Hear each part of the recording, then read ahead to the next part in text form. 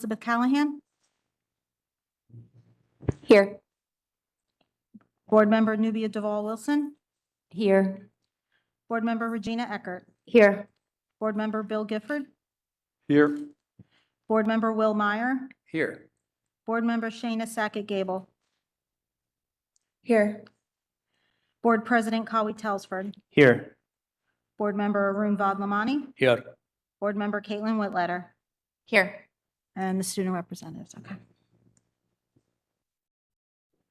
Okay, please stand for the Pledge of Allegiance. I pledge allegiance to the flag of the United States of America, and to the republic for which it stands, one nation, under God, indivisible, with liberty and justice for all.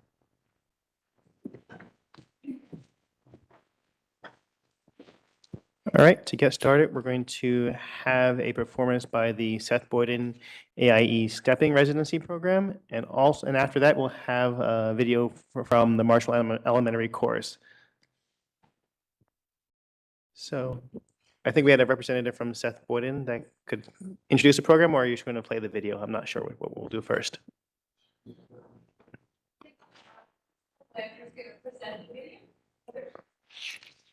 Oh, good. All right.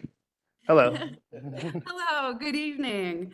I'm Shannon Glander. I'm the principal of Seth Boyden. I'm extremely proud to be presenting Seth Boyden's fourth graders and their phenomenal African American stepping residency. Seth Boyden received our fourth consecutive stepping grant this year, worth over $14,000 from the Artist in Education Residency Program and the New Jersey Council on the Arts. Our beloved three-time resident artist Maxine Lyle returned to teach the fourth graders about the rich history of African American stepping and to instruct them in both beginner and more advanced movements. She even helped them choreograph their own routines. Seth Boyden's fourth grade teaching team helped coordinate and reinforce those lessons, with Shella Mesidor-Villard serving as grant liaison. The PTA provided both logistical and financial support, including the residency t-shirts. The CHS Infinite Step team and steppers from 2 alumni chapters of historically Black Greek letter organizations from local universities performed as special guests at our 2 culminating events, one for students and one for our families. At the Assembly for Students, filmmaker and Seth Boyden parent Erin Harper shot and edited the residency video you're about to see. The stepping residency has benefited our students through greater cultural literacy, improved confidence, a stronger sense of community, and much more. Seth Boyden is becoming well known for its stepping excellence. Our steppers have been invited to perform at the Clinton Seth Boyden faculty basketball game, at a high school stepping competition hosted by the Infinite Step team, and at a Juneteenth celebration organized by another co-sponsor for the grant, the Count Basie Center for the Arts in Red Bank. Finally, without the tremendous support, hard work, and dedication of our former Seth Boyden parent, Dr. Allison Poe, this program wouldn't have gotten off the ground. Without her meticulous wordsmithing and passion for cultural competency in the arts, we would never have been able to be here tonight to celebrate our 4th year of this residency. Thank you, Dr. Poe. I think you'll be as amazed as I am at the level of proficiency of our 4th graders and what they'll show you in Erin's video. So please enjoy, and thank you so much for watching.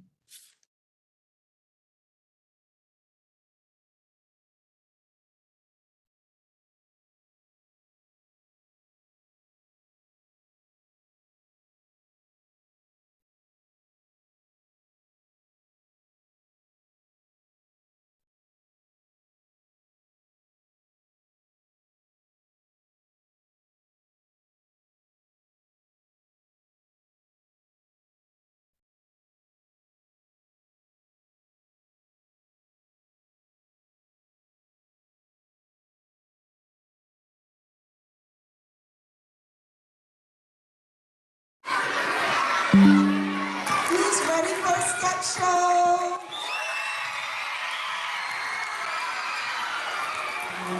We started out learning all of the same steps in each class. Halfway through their routine, you'll see some steps that are all theirs. I had nothing to do with it. They took the tools that they learned from me and created their own works of art.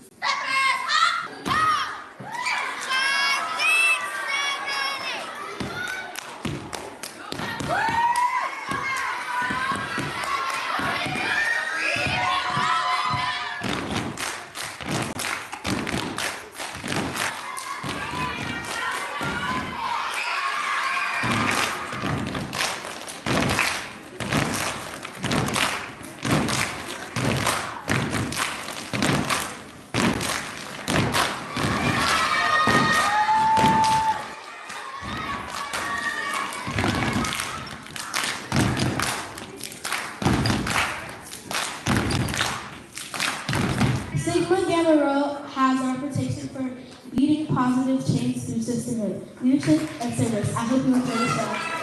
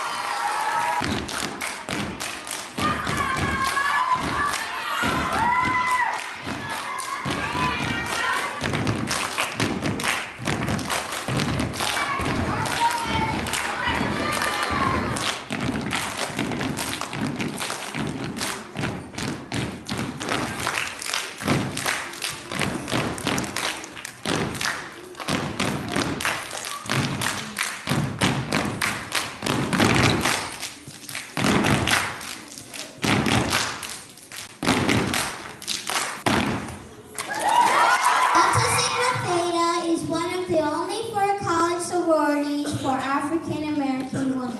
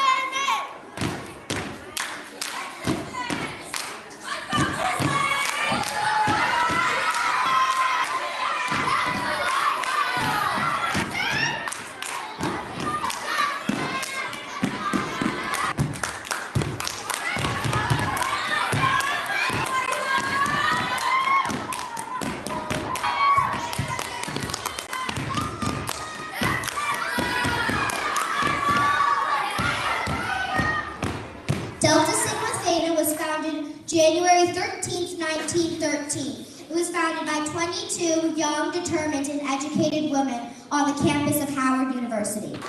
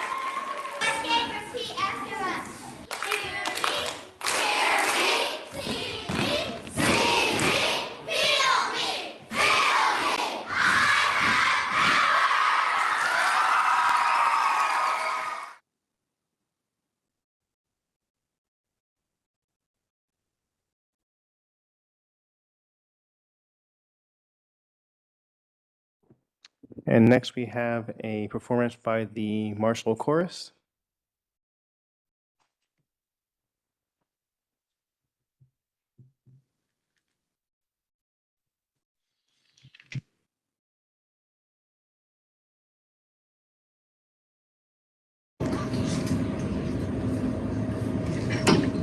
We are first and second grade class at Marshall School. This song is called Aloha Aloha. It is our hello song of the month. We're an Asian American Pacific Islander month legend music with Miss Greta. Aloha, aloha, that's how we say hello. Aloha, aloha, that's how we say hello. Some say konnichiwa, some say ni hao ma, some say annyeonghaseyo. Aloha, aloha, that's how we say hello. Aloha, aloha, that's how we say hello. Some say konnichiwa, some say ni hao ma, some say annyeonghaseyo. Aloha, aloha, that's how we say hello. Aloha, aloha, that's how we say hello. Yeah! Okay, ready? We are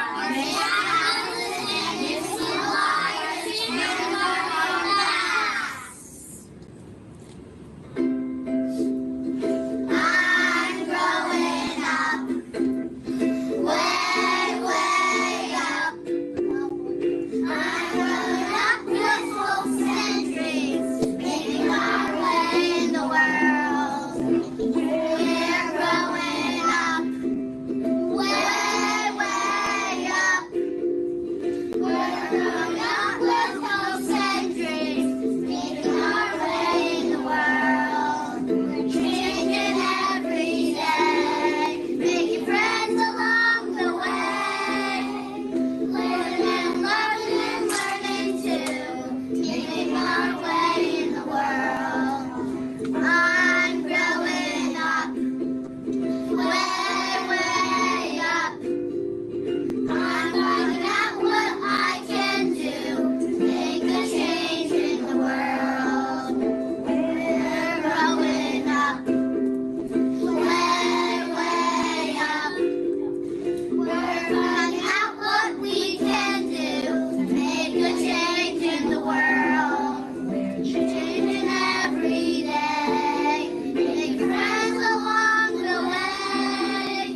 Living and loving and learning too, making our way in the world. We're making our change in the world. We're making our change in the world. We're making our change in the world.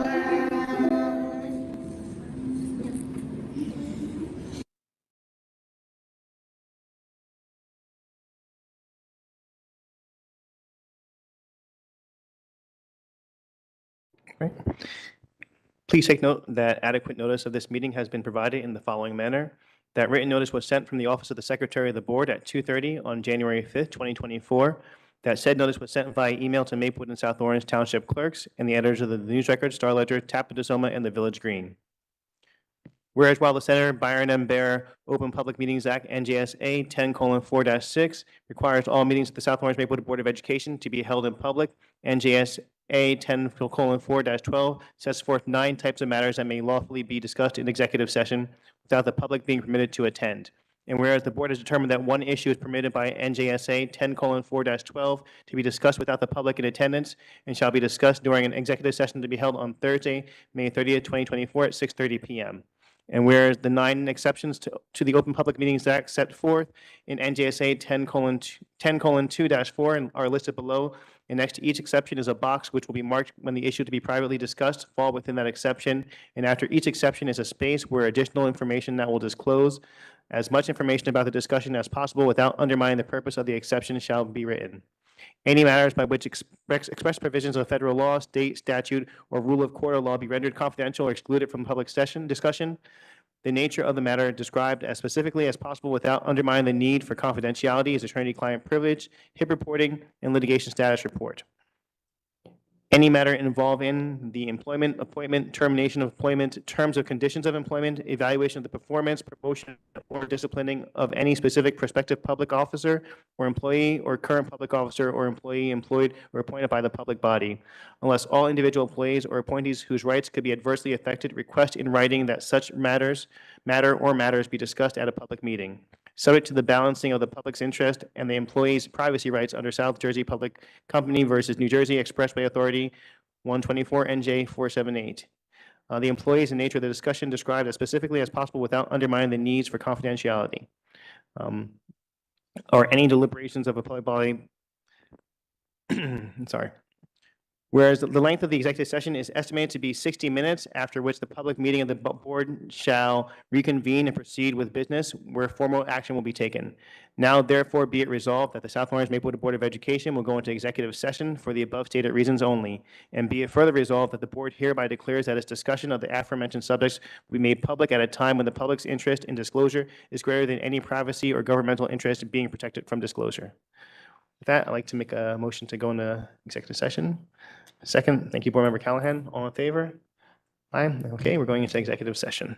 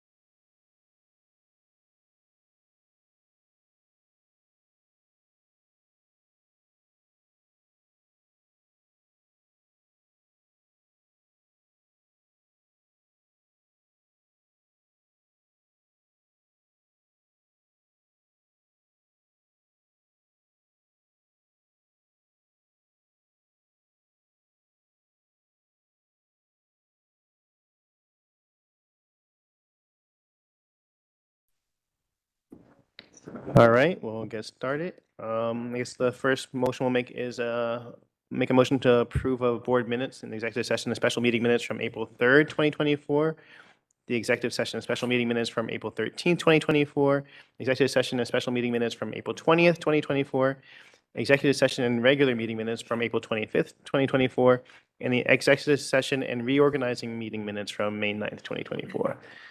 Do I have a second? Thank you, Board Member Callahan. All in favor? All right, that's unanimous. All right, next we'll have the student BOE representative update. Okay, to begin, we'd like to state the recognitions. In their first ever statewide competition, Maplewood Middle School's double Dutch team, the MMS Swagga Jumpers, faced a dozen other teams at the American Double Dutch League, New Jersey Division Championship on April 27th. By the time they left, the Boys and Girls Club of Newark's gymnasium, they had won 3 first-place prizes, one in the unattached division, one in the novice division for 7th and 8th grade singles, and one in the twin division.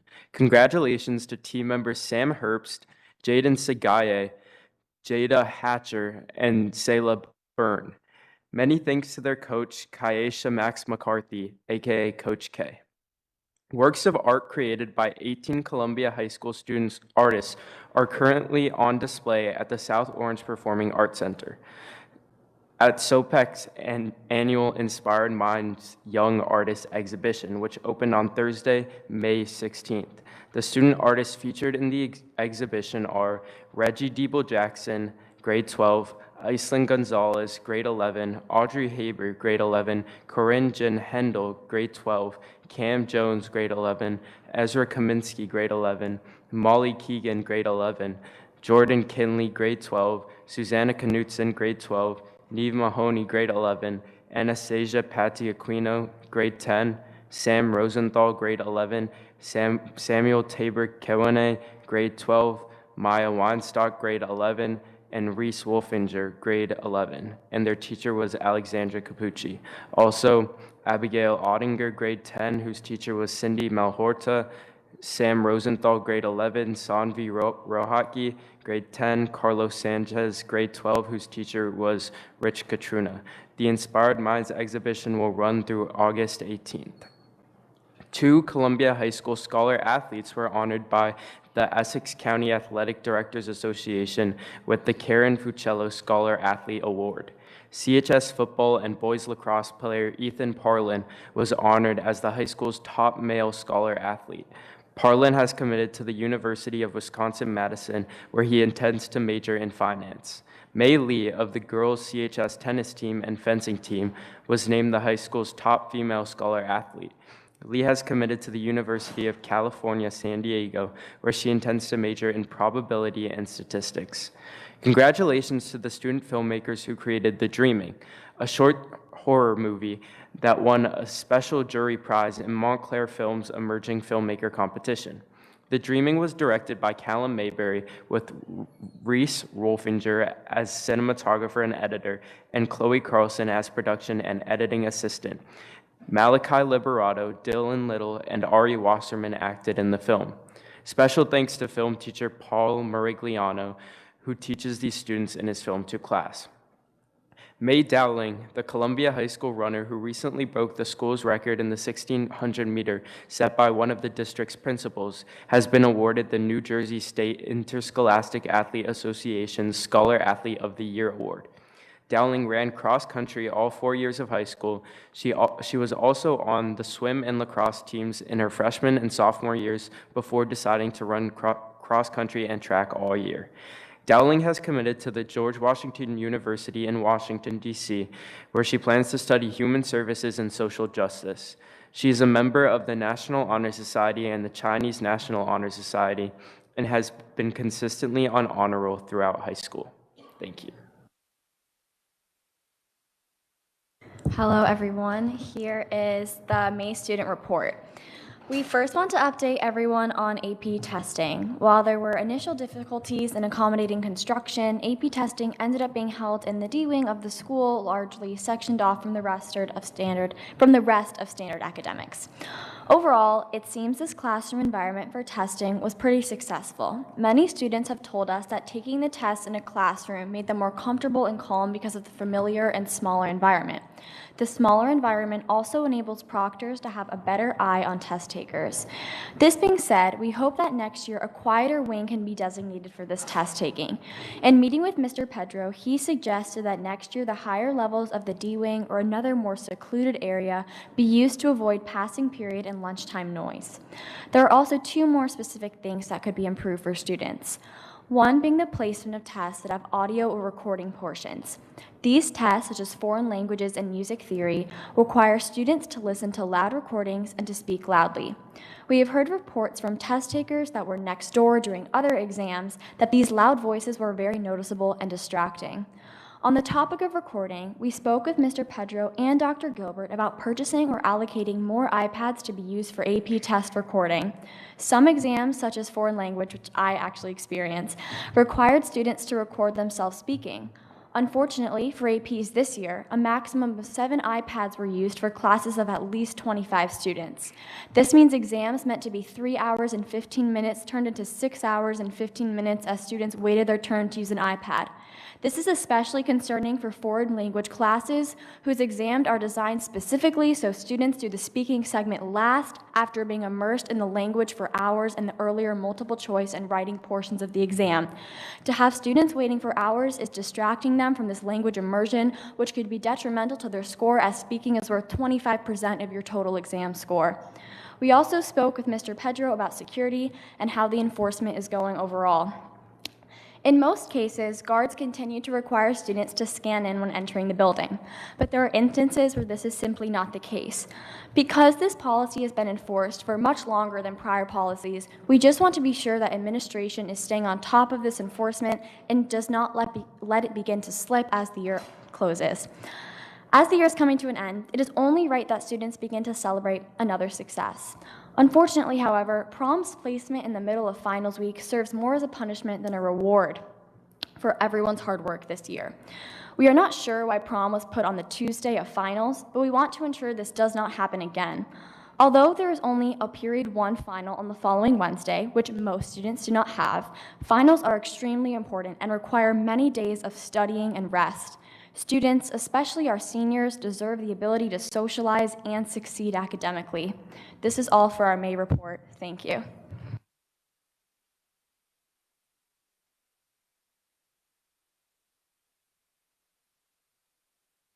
Next, we'll have the superintendent's update.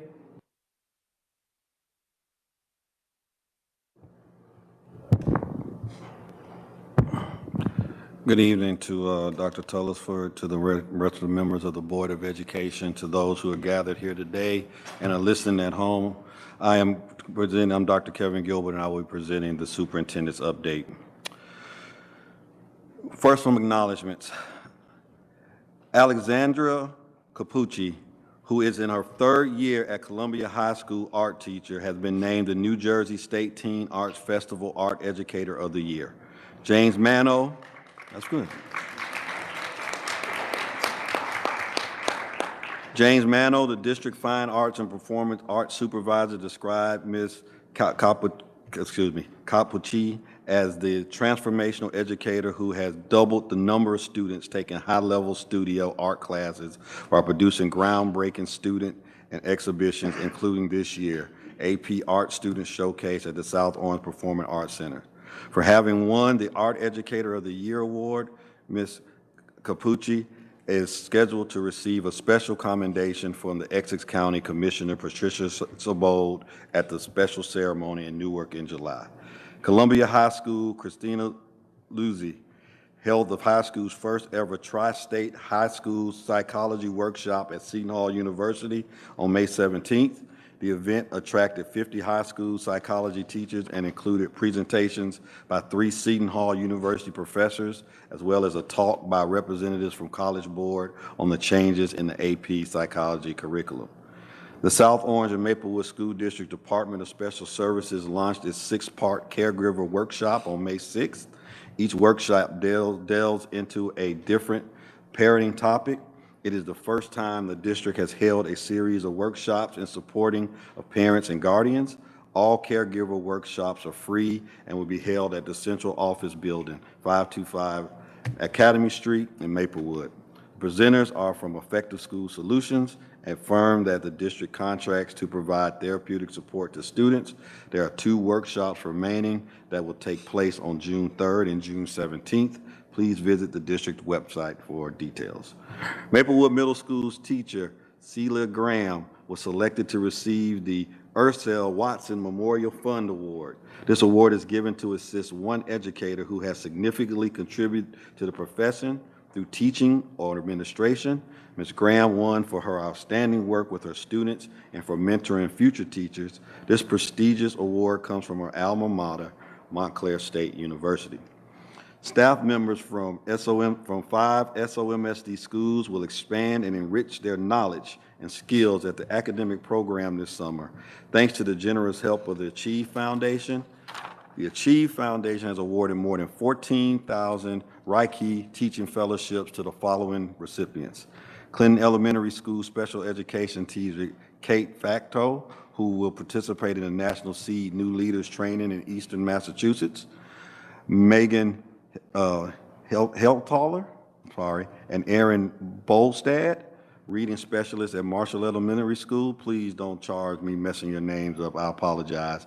Who will head to Montana for the Big Sky Literary Summit. Maplewood Middle School speech teacher Diane Like, who will participate in the Linwood Bell Visualizing and Verbalizing Seminar. South Orange Middle School classroom teacher Amy Talia Hampton and Kendall Pierce Tuttle, who will attend the Summer Writing Institute for Racial Equality and Literacy in Washington, D.C., and CHS guidance counselor Jennifer McDowell, who will participate in the National Association of Student Financial Aid Administrators Conference in Milwaukee, Wisconsin.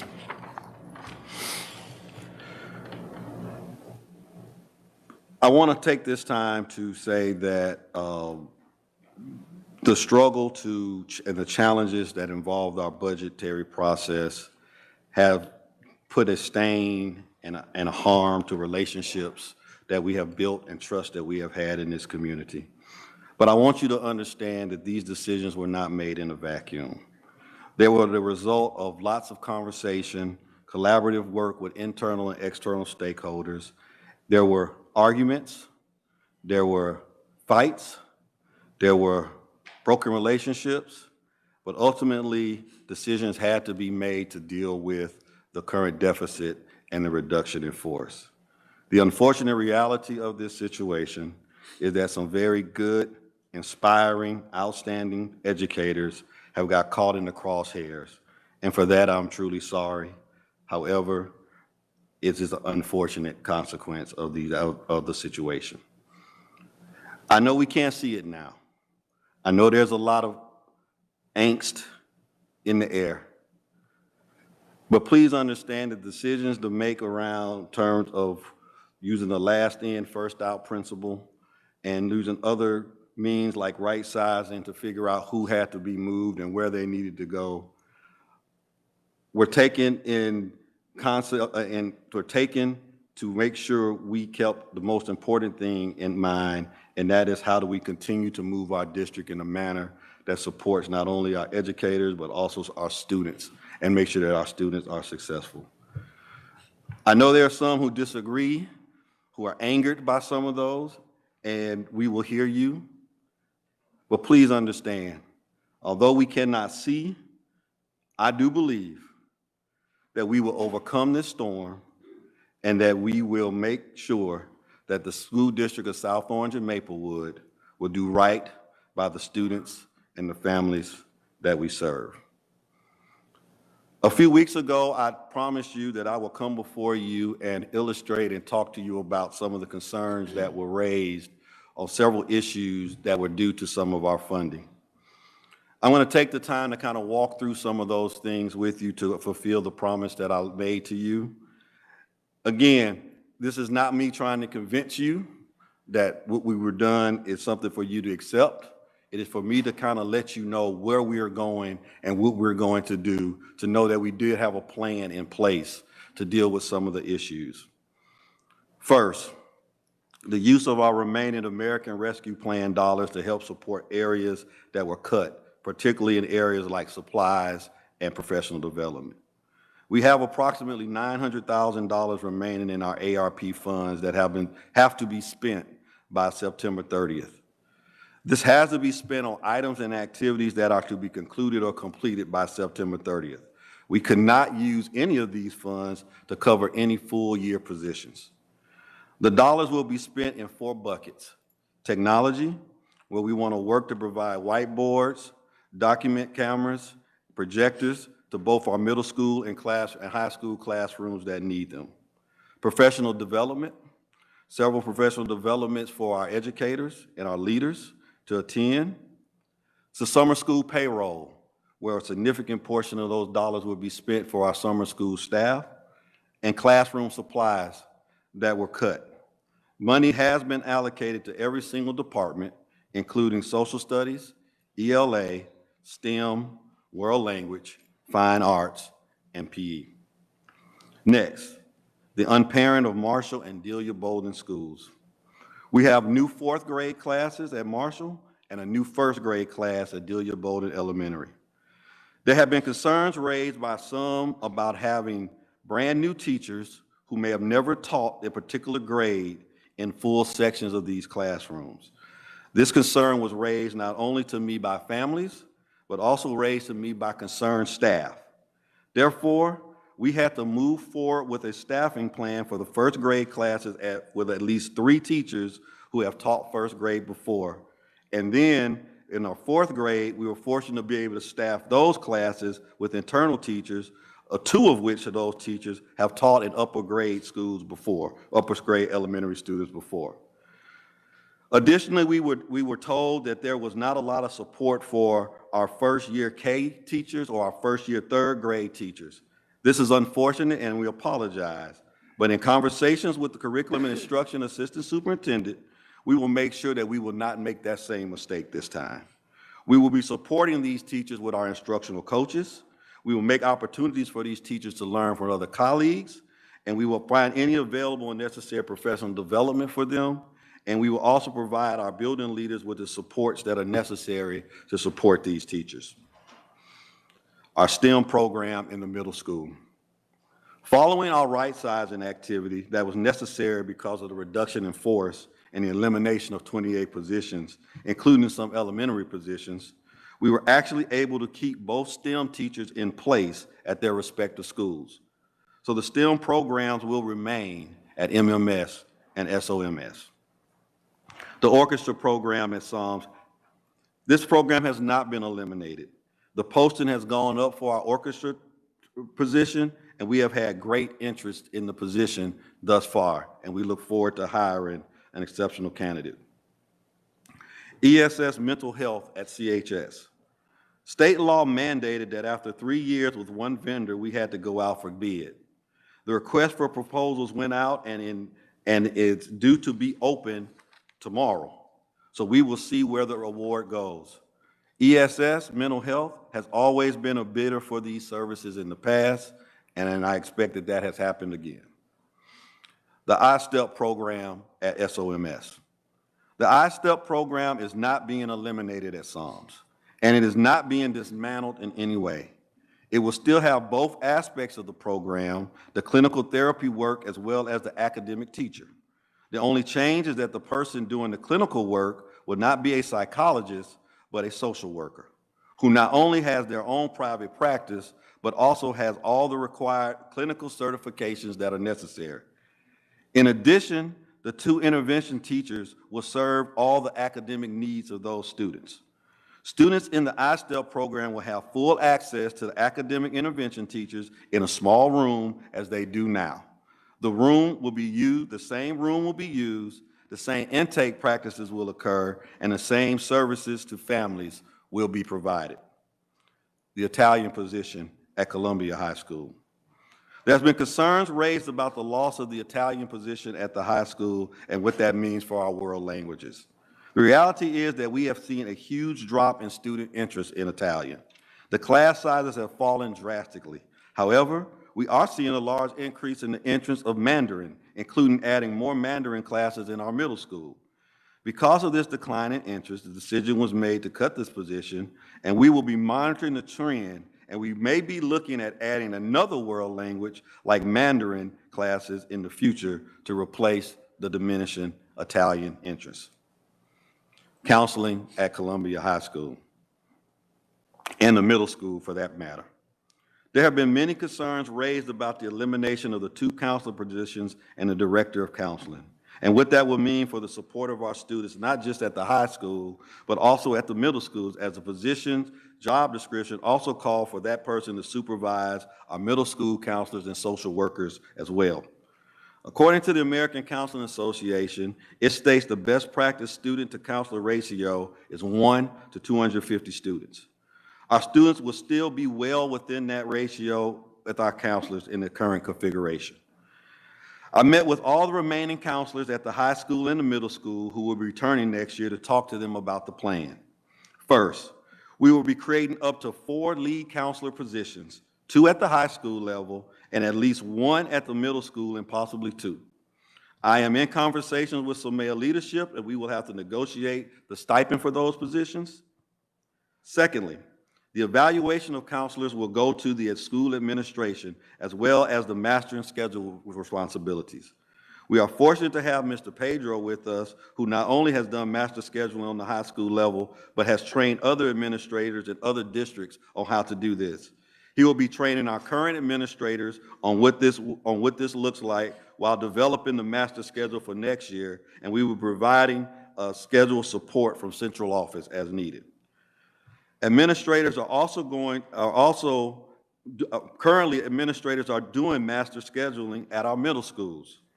Yes, the counselors, students' loads will increase, but the support will come from the lead counselors and the principal. We are also adding a layer of support to our counselors from central office, as the director of curriculum instruction will be working closely with both the principal and the lead counselor as well. On the middle school level, the lead counselors will have the same level of support from central office and school administration.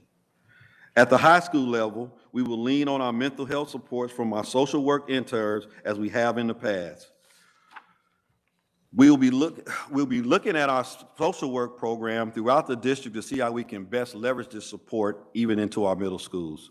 The middle school social workers were, in fact, still being evaluated by the central office, the special services department, and that will continue.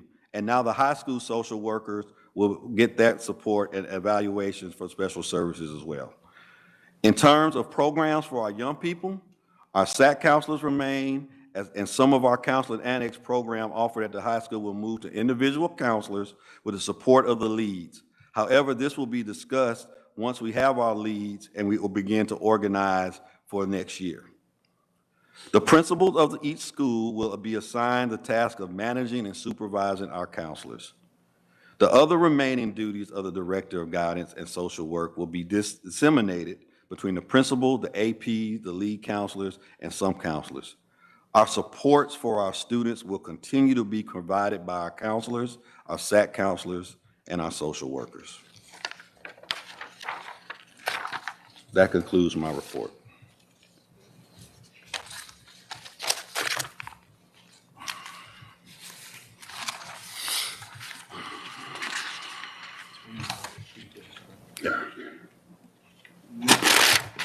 Next, we'll have the Year 3 ALS presentation. Thank you, Dr. Tellisford. So we have 2 presentations to do for our III tonight. The first one will be the recap of the Year 3 implementation of our Intentional Integration Initiative. We are joined tonight by Nancy McCardle and Michael Alves from the Alves Group, who will kind of help me through this. Keith, I don't know, do we have them queued up? Okay.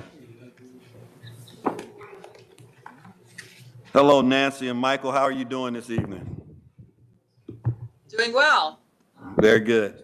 Okay, so we're going to go ahead and start working through the presentation, and at any particular point, feel free to interrupt to add any insight that you want to add, and then we'll stand for questions from the board. Is that okay with you? All right, very good. We're Can just we going to please? do- I'm sorry. We just want to make a motion to actually move up public speaks for students. Just for students. Yeah, just for students. Oh, okay. Second. All right. Thank you, Board Member Valmillion. All in favor? All right. So we just have one, I think. So we're going to the public speaks. Just for students. Okay, Michael and Nancy, please hold tight. We're going to hear from our students first in public speaks, and then we'll come back, okay? That's fine. All right, thank you. All right. Ben Geverts.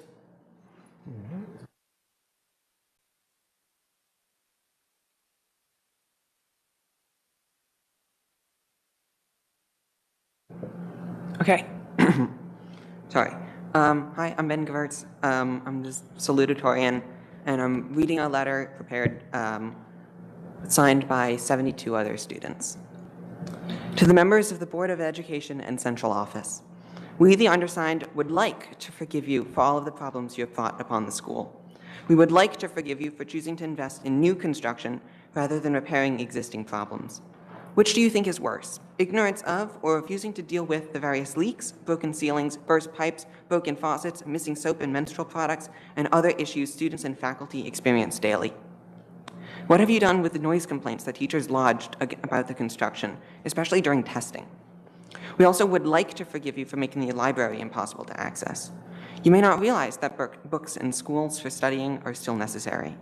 We assume that is why there have been numerous IT issues throughout the school year, including weak and unstable Wi-Fi and Chromebooks that break without sufficient replacements or fixes. But we're not sure how to understand the failure to tell the AP African American Studies students that their test was online. We would like to forgive you for all of the policies that needlessly damage the environment. We would like to forgive you for illegally and secretly trying to remove trees from the school property and for trying to turf Witzer Field even though the budget doesn't have room for even one payment, much less a recurring turfing fee. We would like to, but we can't and we shouldn't, because that would be letting you off the hook. We shouldn't forgive you for firing irreplaceable teachers. It seems difficult to have a school district without faculty. We shouldn't forgive you for trying to fire teachers with so much contempt for them as people and for the teachers' union.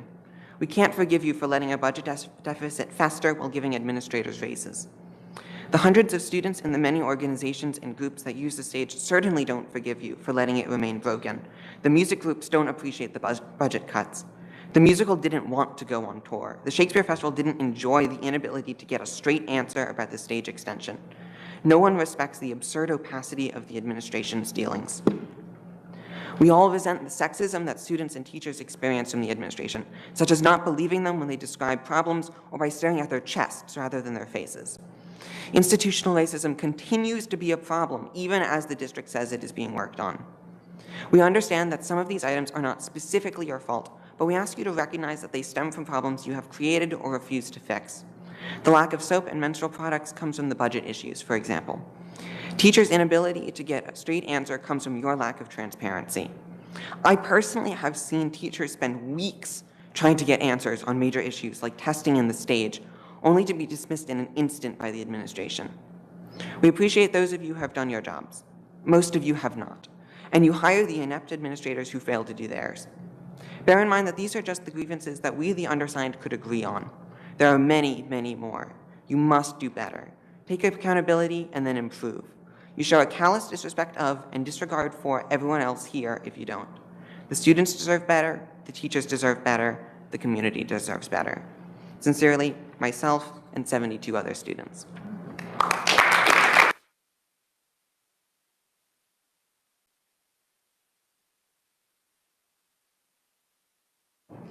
Thank you. And now we'll move on to the presentation.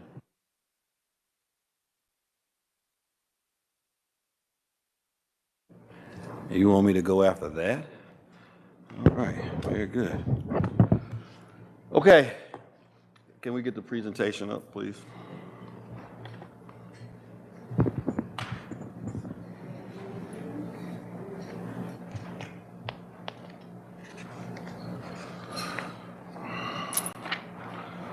So while we are waiting for the presentation to come up, there we go.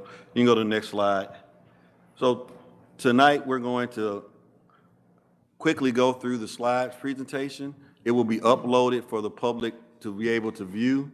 So I won't be going through each and every one of the slides. I'll be picking up on some highlights, and then we will, again, stand for questions from the board. But we want to review the ALS Group Year 3 report. We want to discuss some of the implementation effects of the integration variances from grades K to 2 for all elementary schools, including Delia Bolden Elementary. We want to discuss key results of the algorithm implementation in promoting race-neutral socioeconomic status integration and avoid racial ethnic isolation in grades 6 through 7 in Maplewood and South Orange middle schools, and go through some recommendations for the 24-25 school year. Next slide, please. We've been working collaboratively with our consultants, the ALS Group, to ensure that the district complies with the Board of Education's goal of promoting socioeconomic integration while avoiding the racial ethnic isolation in the district elementary and middle schools. The distinct features of the district is residential-based and race-neutral assignment algorithm is that it eliminates the district's individual school attendance boundaries in favor of assigning students to a school that is nearest to the student's home that has an available seat for their particular socioeconomic tier. And there are 3 tiers: low, medium, and high.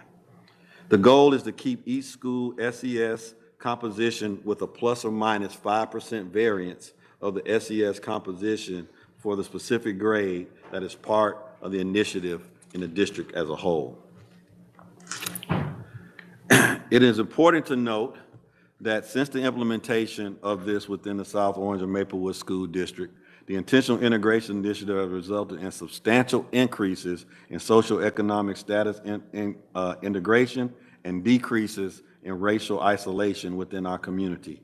This program was designed to address the longstanding disparities and segregation in the education system by promoting a more equitable distribution of students from diverse backgrounds. As we look at the trends, next slide. No, it's the right slide. Table 8 will show, and we'll go to that in just a second, the degree to which each school's kindergarten SES composition has varied from the district's average, beginning with the 2020-21 school year, when students were assigned based on attendance zones, and then for each of the 3 years of the III. The average SES variance across all schools has not exceeded 5 percentage points in any year, and the great majority of the individual schools have remained within the variance of those targets.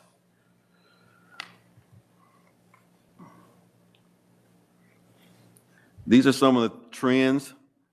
Table 8 and 9 will be on the next slide, but table 9 will show us the degree to which each school's kindergarten racial ethnic composition has varied from the district's average, beginning with 2020-21, when students were assigned based on their attendance zones, and then for each of the 3 years. Under the prior attendance zone assignment plan, Black and white students were most disproportionately distributed among schools. We focused our discussion on these 2 groups. Following the introduction of the III, the underrepresentation of white students at South Boyden was greatly reduced from a variance of negative 23 percentage points to one of negative 9 and negative 10 percentage points. The average white variance across all schools has fallen 8 percentage points to 5 to 4 percentage points under III. The overrepresentation of Black students at South Boyden has also fallen markedly from plus 25 percentage points under the assignment zone plan to plus 5 percentage points in the most current year. Underrepresentation of Black students at Clinton and Tuscan has also fallen. The average Black variance across all our schools has fallen from 11 percentage points under the assignment zone plan to 3 percentage points and points in the most current III year. If you would go to the next slide, I'm not going to read these, but I spent time going through those particular slides because it is important for the community and us to know that our III initiative is working. It is getting to the results that you set out for when we began this initiative, and the numbers that I just read off kind of point to that. Michael and Nancy, I don't know if you want to add anything.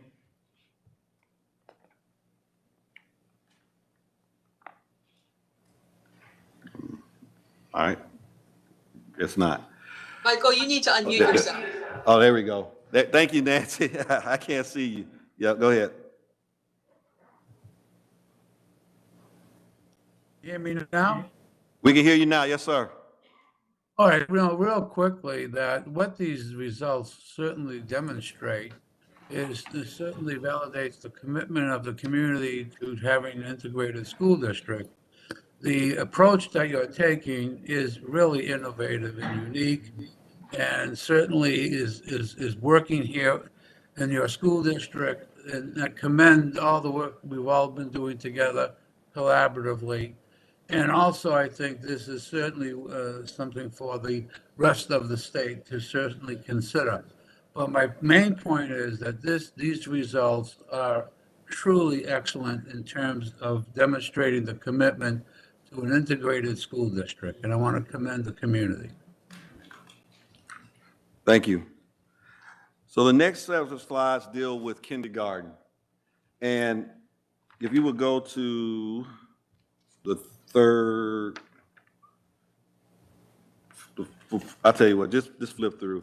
So this particular part of the presentation just reminds us that kindergarten enrollment is done through the algorithm, that there were 11 rounds of kindergarten assigned before this report, which as of October 15th is when this report was released. And these assignments were made in accordance with the capacities that were determined by us as a district. Next slide. This particular presentation talks through just the fact that, we're having our ongoing discussions regarding the wait list, but we'll talk about later on that we do have our wait list policy already approved, and we have our we have our plan on how we're going to implement that already in place for that. The next slide talks about our sibling priority assignments. Sibling priority continues to be a key component to our kindergarten assignment algorithm to ensure that newly enrolled students with their older siblings who will be enrolled in grades 1 through 5 will be pre-assigned to the same elementary school. Sibling priority did account for 38% of the 516 students that were assigned. Go to the next slide. This gives you a graphic of the percentage of assignments based on sibling priority and which schools have the highest rates of sibling priority-based assignments. You can look at the chart there.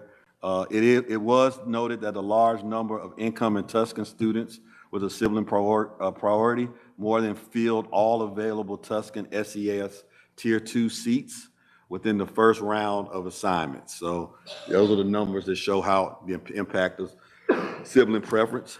Next slide. How does socioeconomic status play? Table 2 shows both SES composition and percentages of each student, as well as how each school's SES composition varies from kindergarten enrollment across the district as a whole. Note that while 2 schools have SES variances slightly beyond the targeted range this year, the addition of just 1 student of a certain SES level to each of the schools will result in a school being within the plus or minus 5 SES target range. And this is the graph. Next slide. This is the graph. I'm not going to challenge you to even look at that, but like I say, the presentation will be made available to the public for you to review. Next slide. Does the district use race or ethnicity to integrate students? The answer to that question is no. The intentional integration algorithm does not have specific racial or ethnic integration targets as it is race neutral. However, we do monitor race across our schools and their composition. And table 3 shows you both the composition of each school, racial ethnic composition of each school, as well as how each school's composition varies of the kindergarten enrollment across the district. Go to the next slide. Again, you can check that out at your leisure when we post the presentation. Next slide. Closest school assignments. The integration algorithm seeks to balance integration and school proximity by placing students in the closest school that have seats available for their SES tier. If you go down to the last dot point and the squares, the percentage of low SES students attending their closest school declined from 41% to 34%. Percentage of medium SES students attending their closest school also declined from 59% to 47%. and percentage of high SES students attending their closest school increased from 52% to 61%. This is likely due to new availability of Delia Bolden offering a closer option in a high SES geographic area. Next slide is the chart, and in the next slide, we will talk about distance to schools. Overall, for student assignments by the algorithm, the average distance to school declined from 1.21 to 1.09 miles. Over 55% of students assigned by the algorithm were assigned to a school less than a mile from their home, up from 51% in 22-23. And in 22-23, there were only 5 available schools for kindergarten assignments at that time. Next slide. Again, another graph for you to examine after this presentation. Next slide. Students traveling more than 3 miles. Among students assigned by the algorithm, there were a small number, 5, who were assigned to schools more than 3 miles from their home. The new availability of Delia Bolden did open a relatively nearby possibility, and in fact, among low SES students living near South Boyden, the number assigned to Bolden equaled that assigned to South Mountain, even though Bolden had many fewer assignable seats than did South Mountain. Next slide. Again, as we talk about students traveling more than 3 miles, the chart that you see there kind of gives you that breakdown. An additional factor is that the disproportionality late registration and assignment of low SES and Black or Hispanic students resulting in those students being assigned after many schools were at full capacity, and especially for Black students when their nearest school, usually South Boyden, was at its maximum of plus 5% variance target for low SES schools. Next slide. There's been conversations about the impact of withdrawals on our III. Between the beginning of the 23-24 kindergarten assignment process through October 15th, 28 students were withdrawn from the district. Overall, the data indicates that 23 or 82% of the 28 withdrawals was assigned each their older sibling school, the pre-assigned special education school, or to their first or second nearest school. When analyzed by racial ethnic groups, the 28 withdrawals included 2, 7% Black students, 3, 11% Hispanic students, and 4, 14% Asian students, 2 multiracial students, which is 7%, and 17 white students, which is 61%. Nancy or Michael, do you want to add some more insight into withdrawals?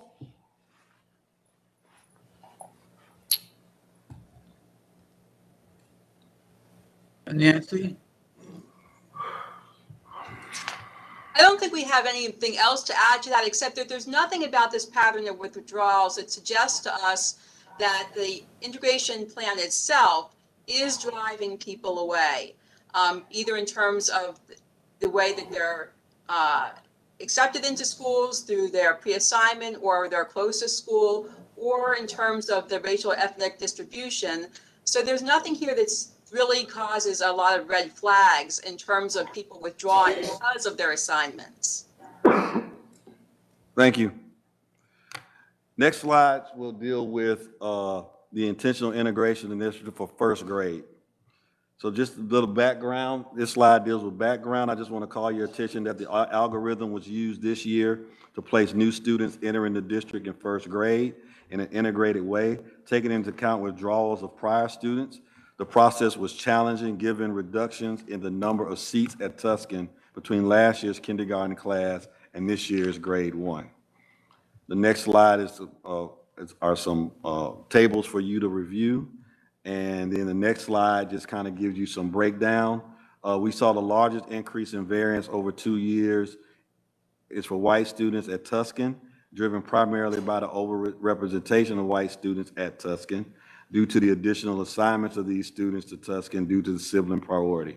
At Clinton, there's a slight overrepresentation of Hispanic students, likely due to the ELL students there, and an underrepresentation of white students. And in South Boyden, similarly, South Boyden continues to be overrepresented among Black students and underrepresented among white students. And in table 11, the next slide is another slide that you can review when we post the presentation. But it kind of gives you all of those numbers. The next slide is background on grade 2. 23-24 was the first year in which we implemented grade 2 in our III. Again, self-voiding, there's a small improvement in overall average of SES variance across schools there, and in South Mountain, there's a somewhat of an represented in terms of high SES tier of those students there. Next slide is table 12. The next slide, this just gives you more information on grade 2. Next slide is table 13 that you can check out on your own. And now we move to the middle school. Here are some key results from our middle school integration efforts. The 23-24 school year was the second year in which sixth graders were assigned with the algorithm to either Maplewood Middle or South Orange. As is done with the elementary grades, they are part of the algorithm. K first and second students were pre-assigned if they had a sibling require specific service for educational support or multi-language learners. Tables 14 and 15 compare the SES and racial ethnic distributions across both middle schools. The next slide. The goal was accomplished this year as the share of students assigned by algorithm and assigned to their closest school increased from 89% last year to 94% this year. And the next slide, which is table 14, it was highlighted in some of the statements that I made earlier. And then there's table 15. Distance to school. The large majority, 88% of the students were assigned to their closest school, including 94% of those assigned by the algorithm. Next slide. Is another table, and then next slide deals with withdrawals in sixth grade. Go back to the previous slide on the table. This is again shows the distance from schools, and you can see the tier, the mild tier, the impact on certain ethnic groups, and what that looks like the comparison between this year and 22-23. And go to the 7th grade middle school key results. There we go. 23-24 was the first year in which the algorithm was used for 7th graders. Tables 17 and 18 show SES and racial ethnic distribution of this year's 7th graders. And compares it with the same student cohort when they were 6th graders. Both SES and racial ethnic variances for each school remain very low and well within the plus or minus 5% range. Next slide are tables 17 and 18. And finally, review and recommendations. First, these recommendations reflect the year 3 recommendations from the ALS group. Some recommendations have already been completed. Kindergarten registration process should ideally begin in February with round 1 assignments being made in early April. It was noted that in 22-23 school year, the district did provide data earlier than in previous year. The district's early registration dates this year for kindergarten are February 20th and March 8th. Completed. The district has made significant progress in identifying students that are pre-assigned, especially those that are eligible for sibling priority, which has reduced the number of corrections needed to be made later. Completed. Recommendations that the ALS group and the district work collaboratively to assign students to grade 3 as part of the Delia Bolden Marshall unpairing and develop a timeline for 24-25 year assignments. Also completed. Leaders in the school district met with the ALS group to develop a timeline and work plan for 24-25, and also completed. The ALS group met with the III team in January to go over timelines for the Delia Bolden Marshall unpairing, rising 6th graders, and kindergarten placement. Next slide. We completed, as recommended by the consultant, a self-reported on students' family annual income. parents' highest educational attainment level, and household compositions were collected for the 23-24 school year for students newly registered. And we completed that there wasn't any self-reported SES information obtained for students who are currently enrolled in the pre-K program. The district pre-K class information will be collected for 24-25, allowing the ALS group to evaluate the self-reported data in the context of the 24-25 assignment algorithm. And the next slide talks about some ongoing work that we're doing. The ALS group did meet with Dr. Fergus on February 27th. The ALS group met with transportation on March 11th, and we have a follow-up meeting coming up. And in a previous memo dated October 9th, the consultants made a number of recommendations concerning the policy and implementation, including the need for appointed, dedicated wait list manager who will report directly to the superintendent, and the ability to run and analyze beta tests based on the 23-24 data. It's recommended that these be resolved before implementing the wait list. And then withdrawal data is recommended that the district provide real-time withdrawal information to the ALS group. This procedural recommendation will enable the consultants and the district administrators to identify all available seats and make their integration assignments on a timely basis and facilitate the effective implementation of a future waitlist program. Okay, that was the III review speed version. At this time, we'll stand for questions, and Nancy and Michael are available for questions from the board.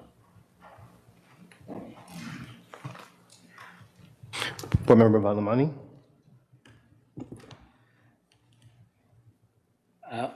Do you have any preference on how you do this? I have a bunch of questions. I have. Each person asks one question. So, I mean, I'll start with a comment first. I mean, obviously, III is working, which is good. You know, we see that the school's SES and racial ratios are converging to those of the two towns, which is great. I mean, every school is a neighborhood school. So, let me pick the most important question. We're 2 years away from the III kindergarten going into middle school. Do we have a plan on which middle school they would attend? Will we be running the algorithm again when they go from 5th grade to 6th grade?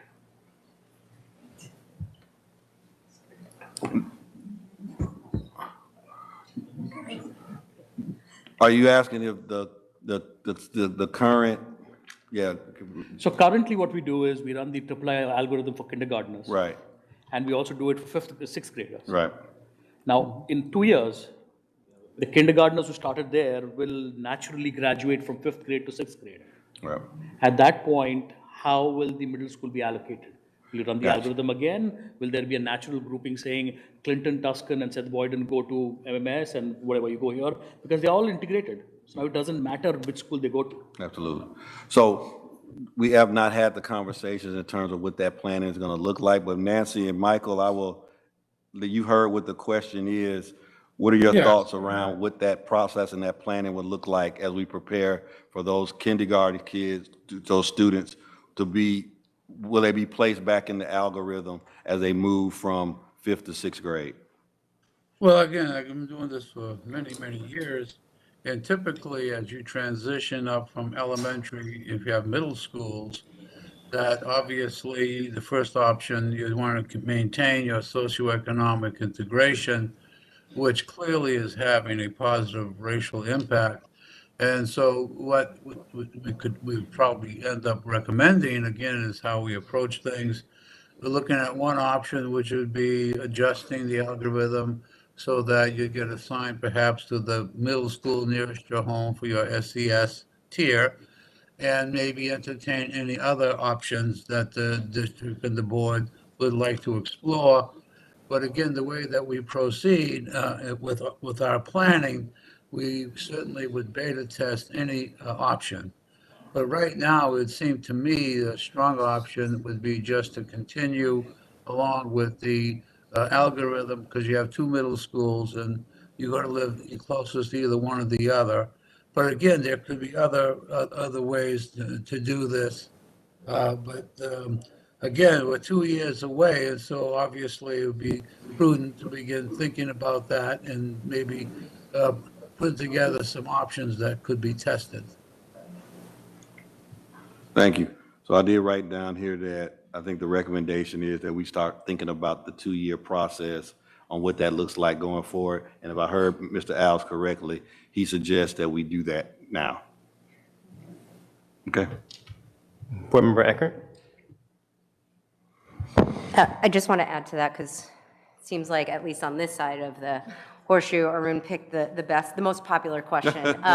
Is that, given the age and the timing, the social, emotional aspect of it, obviously be factored into that decision-making process. So Arun had taken mine. This is more of a comment, and it's timely because kindergarten placements went out for next year. Looking at the review of recommendations,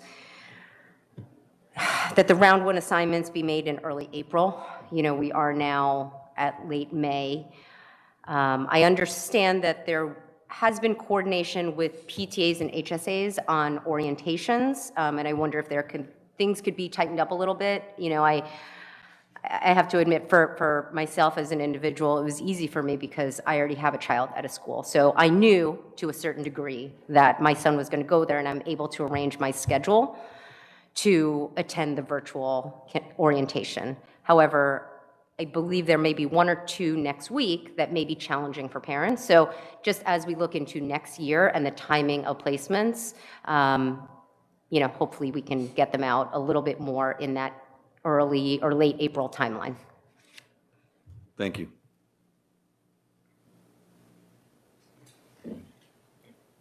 Board Member Meyer? Thank you. So I have a question about sort of the fundamental data that we're using to make these placements. We know from looking at all the past reports that we're using SES data that comes from the 2019 American Community Survey.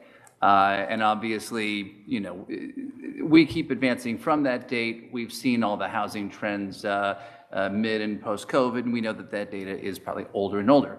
I believe there is maybe a mid-decade update to that coming through. What is the expectation for how our district determines the SES that we're using to assign students based on those block groups? Yeah, I think I could address that. Just to give a little bit of information. Normally, the Census Bureau, from which we gather the data, the American Community Survey data, recommends that looking at changes over time is only done every 5 years. For various reasons having to do with how that data is combined.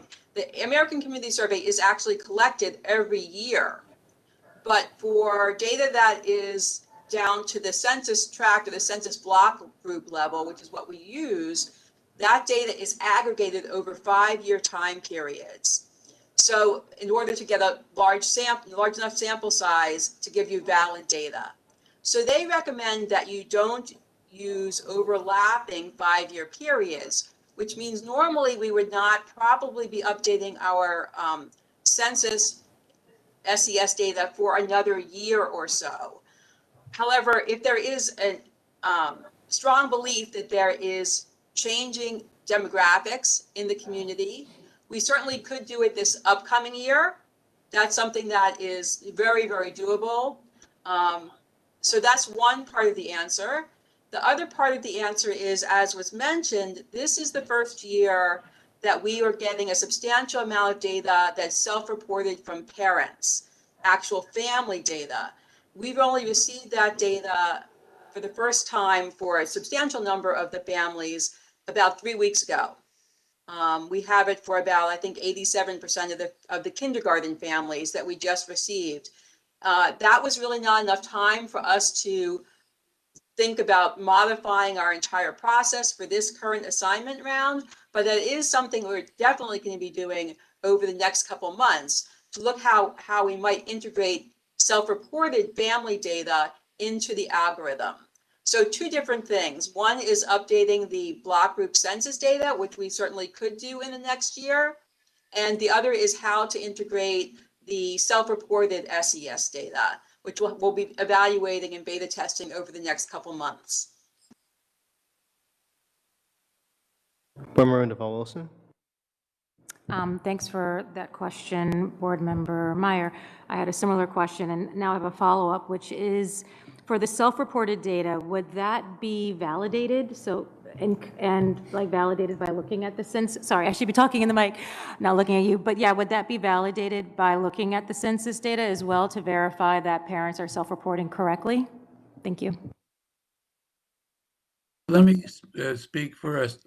What the census data, as you all know, is not about individual people. It's a statistical analysis of people who lived in the geographic area of a block group, but it is very reliable.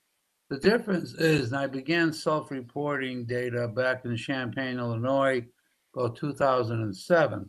And the reason for that is to give parents the opportunity to identify for their own family their income, the bracket in terms of their gross income, also, of course, the educational level and other information that we would collect that is correlated with socioeconomic status.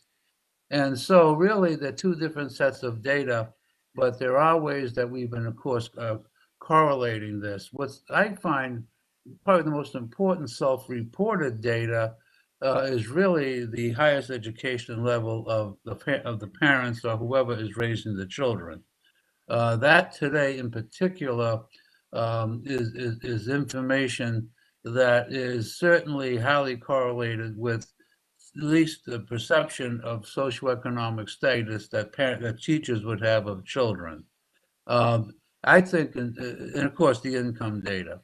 But again, this is, but there is, again, it's two separate pieces of information. One is about the individual family, which is self-reported. The other is simply the area, and Nancy can explain that better than I ever can, from the geographic area of the block group census.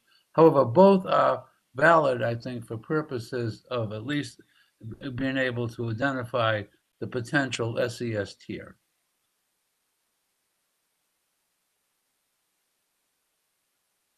Want to add to that? I would just say that we will be using the data that we have. For some students, we have information on economic disadvantage that is based on documents they've submitted around free and reduced lunch eligibility. We'll also look at some spatial patterns at the extent to which children, families of different SES tiers are clustered spatially, as well as looking at some of the underlying census data. Although, as Michael says, the census data is really based on the broader neighborhood, not on individual families. But of course, there are correlations between those two things. So we'll be looking at a number of different pieces of data to try to verify what's been reported. Okay, so Board Member A quick footnote, in Champaign, it was interesting, it was the Black African American community and their attorneys who insisted on the self-reported because if you know Illinois, most of the Black families in Champaign came down from Chicago, and they never trusted the census data from Chicago. And so, but that's just some background to it. But I have found that the self-reported information is extremely valuable.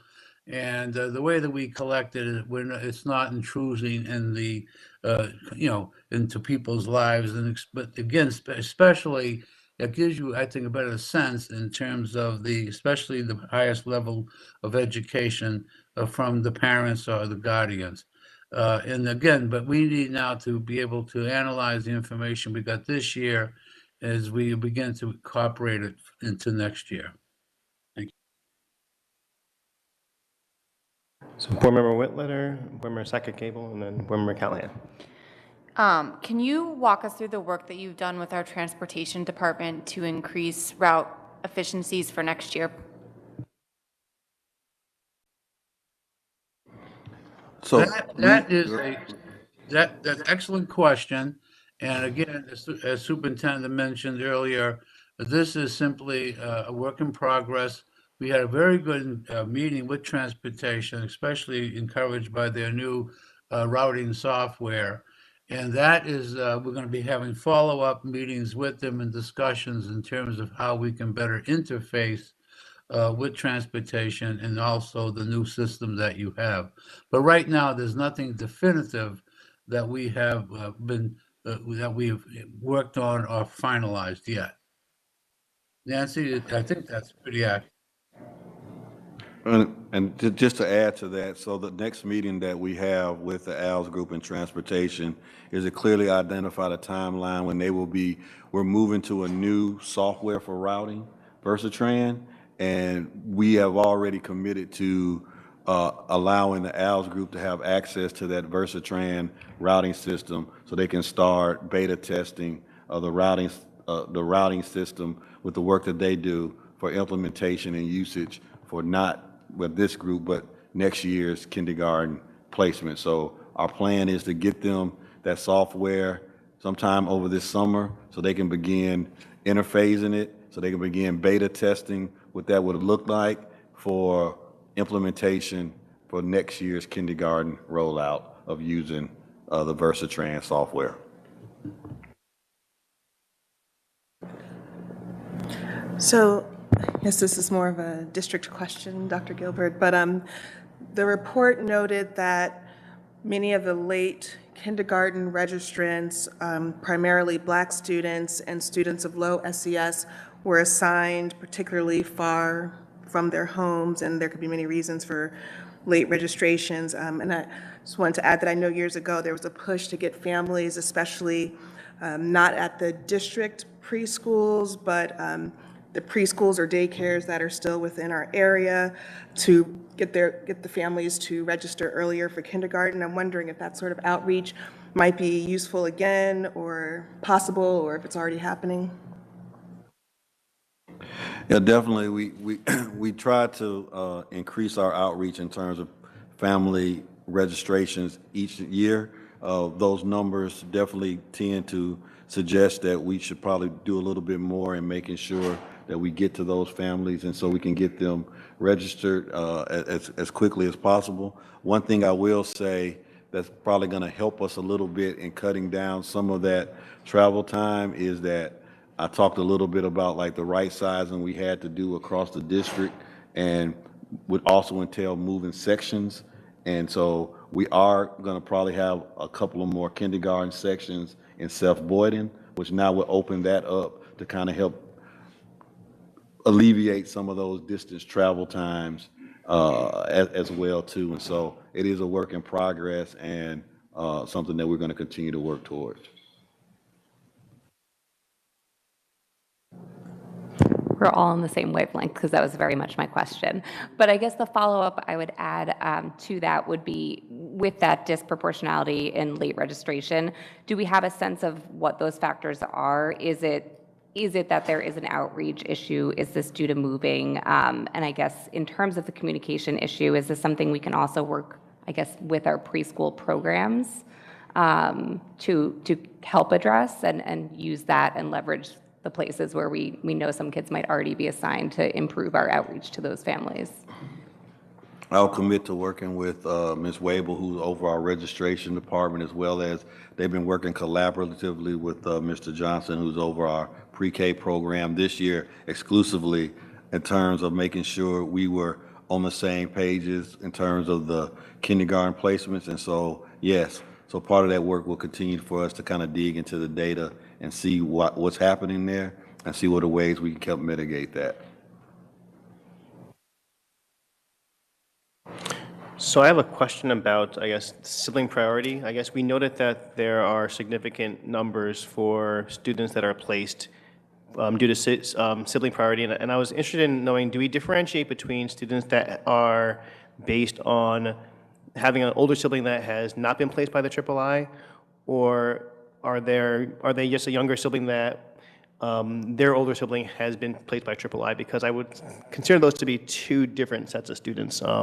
If you have an older sibling that was placed by III, then you were kind of also placed by III, but then you're going to go to that same school due to sibling priority. So I want to know if that is something that we look at when we look at the data.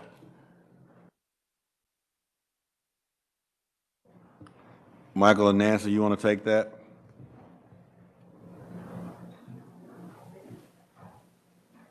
I would say at this point, we don't do any separate analysis between those who have a sibling priority based on having a sibling who was placed through III versus those that were not placed through III. If that was something of interest, that's something that we could do. The information that we provided is just for all students who get a sibling priority, whether or not their sibling was placed through III or not.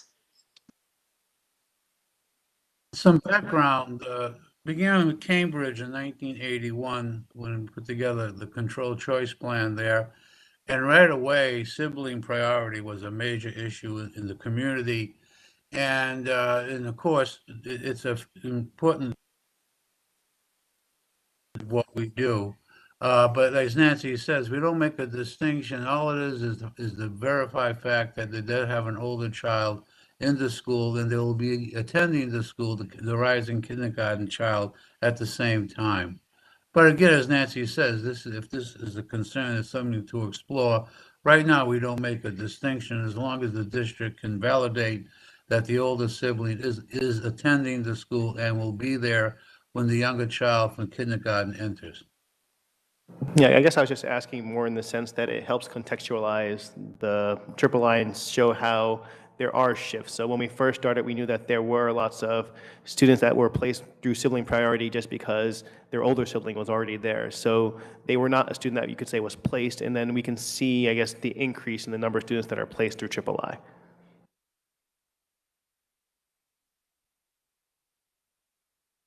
right, Board Member Meyer. Thank you. So I was looking at specifically slide 27, which is talking about grade 1 variances, but it's a larger question, really. We have several groups that we are assigning prior to III assignments.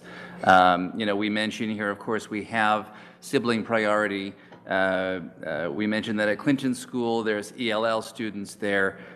Seth Boyden, well, and actually there's several schools where we have special education assignments for special classes, especially that are happening before III. So I guess my question is really a mechanical question about our algorithm. Are we factoring in the resulting SES or racial makeup from those preliminary assignments before we're running the rest of the III? And the nodding heads, I guess the answer is yes to that. Yes. Okay. Well, I guess I'll take the rest of my time then for a follow-up. So I've noticed, and I think that others in the community have noticed, for the public to understand the intricacies of how our algorithm works right now, it's a process of going to our microsite and pulling up a few different memos and PowerPoint decks to see how the pieces are working. But we don't really have publicly it written down in any one specific place. I guess with regard to the way the algorithm is working, is it in a stable place right now where between yourself and the district, it could be articulated in a master document that could live as a regulation or similar so that any member of the public could clearly go and understand this is step A, B, C, D of how our kids are being placed right now? So we've had this conversation. We can definitely work with the ALS group to get the wording and put the algorithm processes in a regulation with our policy so that the public can see it and we will have it available for you. So that is definitely something we can try to make sure we have happen. Okay. I just wanted to follow on that previous question. Sorry, I was having trouble unmuting. Certainly about the placement of students after the pre-assignment. So we pre-assign all the students that we have at that time of enrollment and look at what is the distribution of SES across each school. And then we calculate what needs to be the additional number of SES students for each SES tier that we can then assign to through the algorithm to maintain relative balance. So yes, certainly we take into account the SES distribution of those students that are pre-assigned first before we assign the other students. All right, just in the interest of time, if there are any further questions from the board, we'll have you forward them to Dr. Gilbert. We can have the ALICE group answer them, and then we can make that viewable to the public, and then we can just move on to our next presentation. Did you hear that, Michael and Nancy? The board is going to send me their remaining questions, and then you all are good at answering those, and then we're going to put them on the public website so that the community can see what the board's questions were, and they can see the responses. Okay? All right. Thank you both. We really appreciate you. I just want to say, working with South Orange Maplewood District, for me anyway, is an honor, and I commend the community again for their commitment to equity and integration. Yeah, really, I'm very serious about that. I've been at this for a long time, and I'm very proud to work with you. Thank you very much. Nancy? I would just say the same thing. It really has been wonderful to work with all the administrators. And, you know, we looked at some information about what's happened in the last 2 years or so. We have some bouncing around anytime when you have year-to-year changes with our results. But the really impressive results are how you compare what we've done under III with what was previously done with under the attendance zones. And it is a dramatic increase in integration, both in terms of socioeconomics and racially, and that is something to be proud of. All right. Now we'll move on to the III survey presentation. Good night, Nancy and Michael. Thank you very much. All right. Everybody stay safe. Good night. All right. Thank you. Okay, as part of this presentation, and we're going to try to do this as quickly as we can, I'm going to ask Ms. Carrie Wable to join us at the front. So per our policy, we are to do a survey of our families on how they are experiencing, our families and our students, on how they are experiencing the survey. This presentation, again, will be made available to you all in the public, so Ms. Wable's not going to go through each and every one of the graphs and things. We're just going to kind of get to the information. And so what the board, you've had this, so you can ask us any questions. We'll be ready to talk about it. First slide, policy 5120. The assignments of students gives you the parameters for the experience surveys. We are to do it in January and May. However, and Ms. Wable is going to talk about it, we did get permission from the board to move the second part of the survey to the end of June, because for the first time ever, all of our schools are doing the New Jersey Climate Survey, also known as NJ Sky, and our schools are in the middle of doing that. So for this year, you all will be getting NJ Sky data on all of our schools, our elementary and our middle and our high school. Next slide. Just some highlights for you for our families. Over 85% of our families recognize the diversity of their child's classroom. Over 90% of families feel that it is not hard for their child to be accepted at school. 94% of our families state that their children are able to feel connected to at least one adult at this school. Next slide. For students, some highlights are 92% of our students feel that the student body is diverse. 87% of our students feel that the staff and school encourages students to learn about people from different races, ethnicities, and cultures. And 84% of our students disagree with, it's hard for students to like me to be accepted. It's hard for students like me to be accepted at this school. And so before I turn it over to Ms. Wable to go through this, Ms. Eckert, you will be happy to know that you are going to see that these data is broken down demographically. You've been asking, and we have provided. Yep. Okay. Very good. Carrie. Okay, am I good? Oh, it's a little loud. Okay, next slide, and one more. So I just wanted to pick out a few highlights in this sentence, so in this paragraph. So surveys from families allow us to really value the input and also inform the decision-making process for us. And it's really important that we are collaborative and partners together. So what we will use this information to do is to create and support the work in the Diversity, Equity, and Inclusion Strategic Plan as we are looking at things like curriculum and school climate. And so this information is really helpful as we're in meetings making those decisions with teachers and principals and administrators and climate teams, which include our families. So that's why this information is so important. Next 2 slides.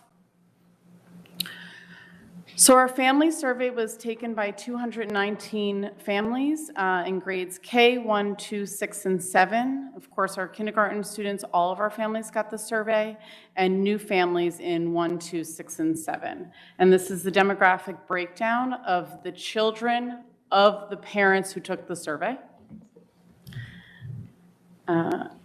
Next slide, and Keith, we're probably gonna move through these. So what you're gonna see, and I'm just gonna pick on this one for a moment. I love the fact that over 75% of all of our families think that their child's school is diverse. But having this demographic data is really important because what you'll see is, you'll notice that 23.81% of our Black families disagreed with that statement, right? Which is a significantly different number than the rest of the demographics. So that's where it's really important for us to identify what people are saying and feeling across the demographics, and that will help inform our work and understand who is feeling this diversity, why not, what might we need to add to curriculum, what affinity groups might we need to add. So all things like that are really important to look at the nuance in the data. So that's why it's really great that we broke it down demographically. The next 20 slides are going to go through each one of the questions. So this is my classroom diverse? The next one is, it's hard for my child to be accepted. The next one is, are there tensions between students of different backgrounds? Connected to one adult. The school staff cares about my children. The administration cares about my children. The school staff understands my children's culture and background. The administration understands my child's culture and background. The staff at the school encourage students to learn about people from different backgrounds, races, ethnicities, and cultures. The administration is encouraging students to learn about different races, ethnicities, and cultures. My children see themselves in their lesson. They're receiving proper supports to achieve grade level benchmark. I feel engaged with this school. I'm treated with respect. School staff reach out to families. School administration reaches out to families. We experienced hardship because of integration. I feel proud to belong to the school community. So I do believe I'm a big qualitative data person, and so we combed through for our family survey. Every question had a place where you were able to make a comment, and so we did pull out several that I think give an understanding of what people are feeling. So I would like to read these. So my child is the only Black child in several of his classes, notably pre-algebra. We've had a lot of warm interactions with teachers and staff. There are a handful of teachers that have reached out to me about my child's progress and problems in their class. I really appreciate every time they do. Regarding hardships, yes, but this has been greatly improved with the bus. Next slide. Oh, I'm going to read that from mine. The transition support for students from 5th to 6th was very helpful. Very diverse is a strong phrase. I think some characteristics are more diverse than others. This integration program should include moving all students from across town to different schools, not just a portion of the Black students to different areas. And then I think that the district hasn't done enough to help support families through this transition and have particularly witnessed white families struggling with their own white fragility. This shows up as a perceived loss of privilege, not being able to walk to neighborhood school, being separated from other children going to their school, and lack of openness to engaging with other BIPOC families. In our PTA, it's looked like Black women in particular feeling excluded from the organization by the leadership holding tight to the way things have always been done. This is something I'd like the BOE and the district to think through. How are we equipping our families in diverse spaces without causing harm specifically to children of color? So we're going to go to the next slide. This is our student participation. We had 485 students participate from the middle school. And again, we're just going to go through each slide briefly, and then we'll have some additional at the end. Our student body is very diverse. My classroom is very diverse. It is hard for students like me to be accepted. There are tensions between students with different backgrounds and identities. I feel connected to at least one adult in this school. I believe staff at this school cares about me. Staff at this school understands my culture and background. Administration at this school understands my culture and background. Administration at the school encourages students to learn about people from different races, ethnicities, and cultures. I see myself reflected in my lessons. I am included in lots of activities at my school. I am included, repeat slide, next. I am treated with as much respect as other students. School staff reaches out to my family. School staff reaches out, next slide. School administration reaches out to my family. I feel proud to be part of the school.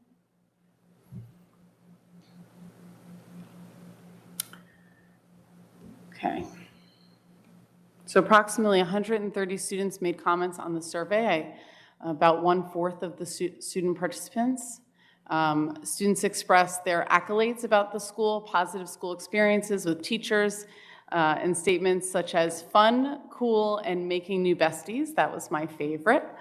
Some students expressed frustration over assumptions made about their nationality or ethnicity. They advocate for more cultural education in the curriculum to promote understanding and awareness. Some students are concerned about social divisions along racial or cultural lines, as well as instances of bullying or derogatory language. And some students emphasize the importance of inclusivity and kindness. And I will say they really had some wonderful, sophisticated thoughts about their school and what they'd like to see, and I was really impressed by all of that. It should be noted that there are discrepancies in how students and families from different racial and ethnic backgrounds answered survey questions, as we talked about before. Therefore, although a question may have an overall positive number, it's important to examine the breakdown. Some students do not see themselves reflected in the curriculum. This was most apparent with Black, Hispanic, and Asian students. Some students feel that there are tensions between students of different backgrounds. This was evident across race and ethnicity. Next slide. Some families disagree regarding statements with staff and school administration. Reach out to my family to ensure we feel welcomed and valued. Some families felt it was hard for their children to be accepted at school. This was most evident with our Black families. Some students feel the school is not reaching out to families. This was evident across race and ethnicity. So it's always important when you look at this data to think, what are we going to do with it instead of just having it sit in a box? So we are looking at next steps. So first would be to engage in professional learning around culturally responsive practices with staff, teachers, and administrators. So to do this, we are re-engaging first in our restorative justice work, where we had 3 recent meetings for families to come to, and we're planning out what that looks like. Also, we're supporting social emotional learning at all school levels. So we've done some work in K-5 this year. We're working with 6-12 also, and our coaches are already they've already started to implement culturally responsive teaching in their practice, but it's going to be part of the coaching framework moving forward, starting this summer. We also want to make sure that we're building a culturally responsive curriculum. So as you know, we're in the middle of preparing audits. Our ELA was the first to be completed, and so that information for our culturally responsive audits will be provided to our curriculum writers, so that our curriculum writers can infuse more culturally responsive teaching into the curriculum itself. More diversity, more understanding of different backgrounds and cultures. Finally, our climate teams take a really active role in supporting the school climate in the school. So equity work is key to that success. Our equity teams have started engaging in work a little differently this year. So they're supporting the integration of climate goals in our K-5, our new climate data. So we're now doing NJ Sky for our climate that Dr. Gilbert was talking about. So that data, along with the survey data, will help guide those climate goals this year, which is really exciting. Next slide. Engaging in one of the things we noticed is that we want to continue to engage families with culturally responsive practices. So that is one of the areas that's in our strategic plan. So culturally responsive family engagement lifts up all voices that may not have been lifted up previously, creating more opportunities to engage with our families in learning and true partnerships. So that's something that we're really working on as we work through our strategic plan. And we've recognized the importance of working with qualitative data. And so there has been, and there will be continued concerted efforts to lift up voices through empathy interviews and focus groups. So we have one planned next week with our middle school all around affinity groups and clubs that they have or that they'd like to see to further this work. Finally, this year, our principals have created family engagement goals. And next year, the family engagement goals will use this survey data in order to support what they're going to make the goal around. So we're excited about that. And that's it. I'll stand for questions. Thank you, Ms. Wable. Thank you. Board Member Gifford. Thank you so much for that presentation. We really do appreciate all the work you do. You know, the one number, I mean, for the Black families, it was definitely, you know, to see that 20% kind of average for not feeling like their child is understood is alarming. But the Hispanic number was really alarming. There was a couple where the administration at this school understands my child, and it was 100% disagree for a couple of those. So, you know, I don't think I can get an explanation from you right now what we can do in the near term. It does concern me that we had to cut so much for materials, so I do wonder how much you can do in the near term. But I would think that's something that we should focus on, kind of like almost like an emergency if families are feeling like that. So that's just one thing that was a little alarming to see that. Yeah, one of the things we're doing in June is we have our curriculum writers in for professional learning. and they put things into the curriculum. And so we've noticed a few areas where we definitely want to focus in, that being one of them, to make sure that our curriculum writers are putting resources in. Because I don't want teachers to say, oh, I need this, but now I have to go find it, right? And so we want to put resources in there that can help support so that our families can see themselves in the curriculum, which is really important. So that's one way we can address that fairly immediately. But I agree. Thanks. I just want to ask a quick follow-up to that, because I did have a question about that too, looking at the disparity between the Hispanic, Latinx students and that sense of belonging. Do we ever collect any data about, I guess, what language is spoken at home to see if there is some sort of discrepancy in how families feel integrated into our school system, whether they speak Spanish or French at home? We don't collect that on this survey, although we can look at that for our next iteration, is to do language. Because I can certainly see that a student may feel as though you're not engaging my family because you don't really have materials for us. And I know that we have materials in other languages, but perhaps that could be one of the reasons why some students don't feel as engaged or as included. I also want to point out that that was the group with the least amount of surveys. So if there's, for example, in one of these questions, it was 2 families that answered that were from a Hispanic background. And so if one person says disagree, it's 50%. And not that that's not significant, right? Because that's a voice that may not be heard, especially if there's only 2.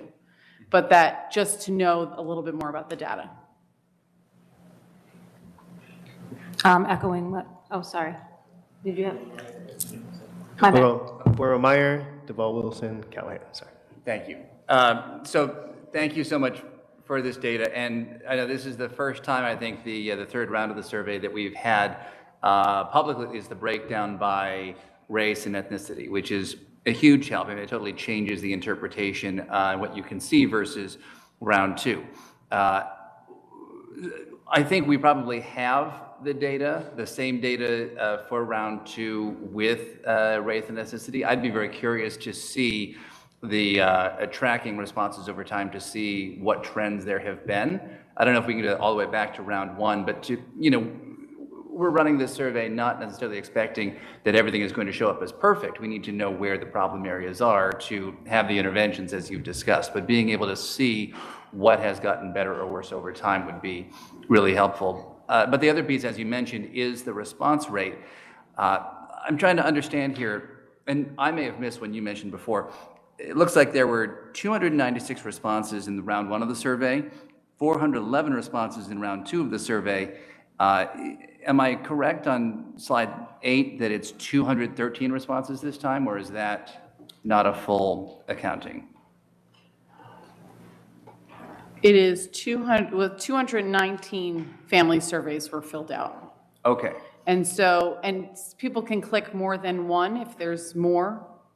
So you might be from 2 different races, but you didn't choose multi. You may have chosen your 2 different. So if there's a discrepancy, that might have been why. Yeah, so we've had only half the responses this time around as the last survey. Is that? Yeah, I don't have the last survey data with me. I for families.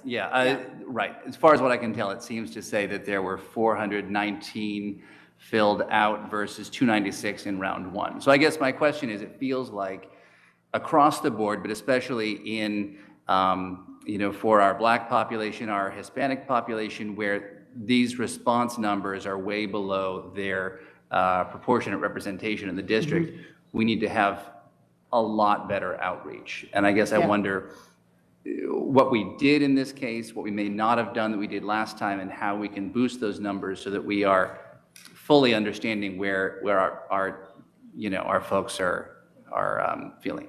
Yeah. Yeah, I was just going to say, I think one of the big differences is a smaller window of opportunity this time.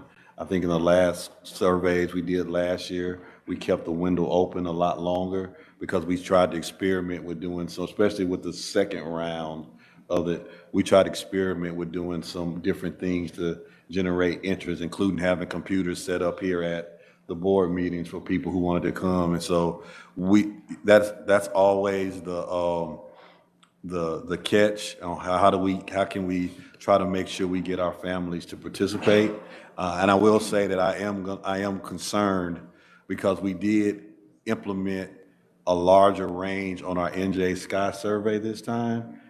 I am concerned about survey fatigue. And so one of the things we are going to try to examine, just giving you a sneak peek, is can we use the NJ Sky platform to give us the same kind of information to understand about triple I. So we are going to be, that's another reason why I wanted to expand it this time, so we can do our own kind of beta test to see if we can gauge experiences from that. And that way we got one survey instrument that gives us multiple perspectives and allows us to use it fully, which would mean we would do the NJ Sky twice to fulfill that requirement.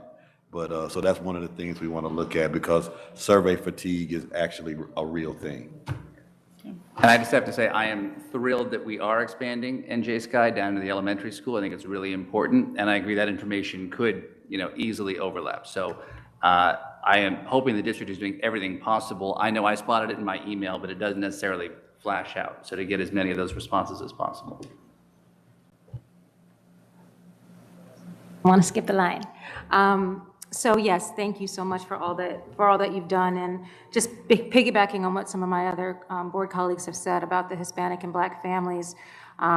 We have also discussed the fact that this can be a cultural thing as well, and that some families just might not feel comfortable doing a survey. And I think we need to evaluate what are other ways to reach our families. I'm curious if in the comment sections, if any of our Black or Hispanic or Asian families gave any ideas or any more commentary that could support additional support for them. And because my concern is that I'm glad that we have these action items and are going to be building family engagement goals, but if we're not engaging those families to really know what they need, how do we know that it's going to be adequately supporting them? Are there other ways, are there other strategies that we can use either through our PTAs, through the principals, through the teachers, to be able to have some more conversations? Maybe it's, I don't know if this is a bad idea, but even during parent-teacher conferences, if there's a portion of getting some type of feedback, because this is our it's our second year doing the survey, and the responses are pretty similar to last time, although now we have the racial breakdown to back up what we were assuming, which was that our students of color are not feeling like they're fully being served. And I love surveys, but I don't know if another survey is going to give us all of the information we need versus face-to-face conversations. Thank you. So just to answer that, I agree with you, and I think that's where that qualitative information really comes out, is doing family focus groups and asking interview questions face-to-face or on the phone, and doing that outreach, which is significant and important and gives you voices that you wouldn't, because people are busy and don't have time to answer a survey. But if you connect with them and you say, look, I value your opinion, can you please answer these 3 questions? That personal touch, I think, is really important and something that we're already planning for September. And if I could just also add, you'll also find when we give you the draft of the Diversity, Equity, and Inclusion Strategic Plan, part of that goal is student and family engagement. So what that is actually one of the prime areas that we're going to cover. So how do we make this data live and be part of our fabric, is by making it part of our strategic plan to expand diversity, equity, inclusion, to be very intentional about how we reach those families.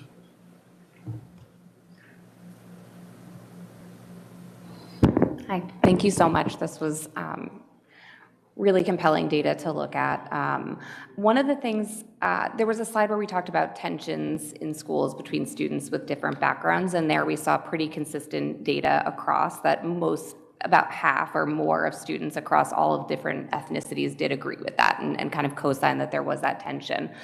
And so I think you talked a bit about social emotional learning, the work and coaching. I know we're using CASEL. I know they've made some strides to be more culturally responsive within their framework. So just wondering if you could walk us through a little bit of what does the coaching and development look like for our teachers? And then also specifically, how does that kind of live out in the classroom? So what is currently being implemented? What does it look like? What is kind of happening on the ground in terms of social emotional learning? Sure. So this year we had Dr. Cray and I had 20 teachers come for a 6-month, once a month training using Japanese lesson study. So teachers create lessons and go in each other's classes, evaluate those lessons.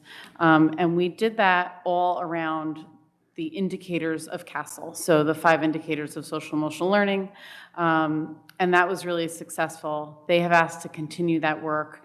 They are going to be the experts in the field that are supporting social emotional learning in all of the elementary schools next year. And what we're hoping to do is capitalize on that morning meeting period, which they have every day, but really kind of capitalize on that to support social emotional learning, direct instruction. But also in social emotional learning, especially in K-5, you need direct instruction. It needs to be integrated into the curriculum. So when you're reading about a particular character, are you identifying, oh, that child really had a hard decision to make, and let's look at all the ways that he could have made that decision or they could have made that decision. And so in putting it into the curriculum, but also putting it into your school and classroom practices. And so we've looked and outlined all the ways we can do that. And so that's the work going on in K-5. At their suggestion, Dr. Gilbert and I talked about it and agreed, we're going to do some morning meeting professional learning next year. And so that's what that will look like, which I think is really exciting.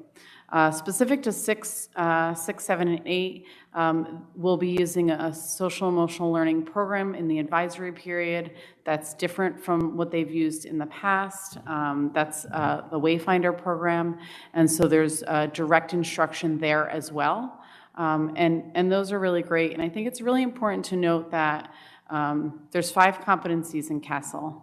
And one of the problems with social emotional learning and equity is that we focus on self-regulation, right? We don't focus on social awareness, social interaction, right? And so it's really important. That's some of the equity work that we've been doing with the teachers, specifically in the SEL group, is social emotional learning is not just learning how to sit in your seat and follow directions, right? And that's the trap that a lot of schools get into. And so we're making a conscious effort to bring in that equity work so that our social emotional learning is culturally responsive. You're welcome.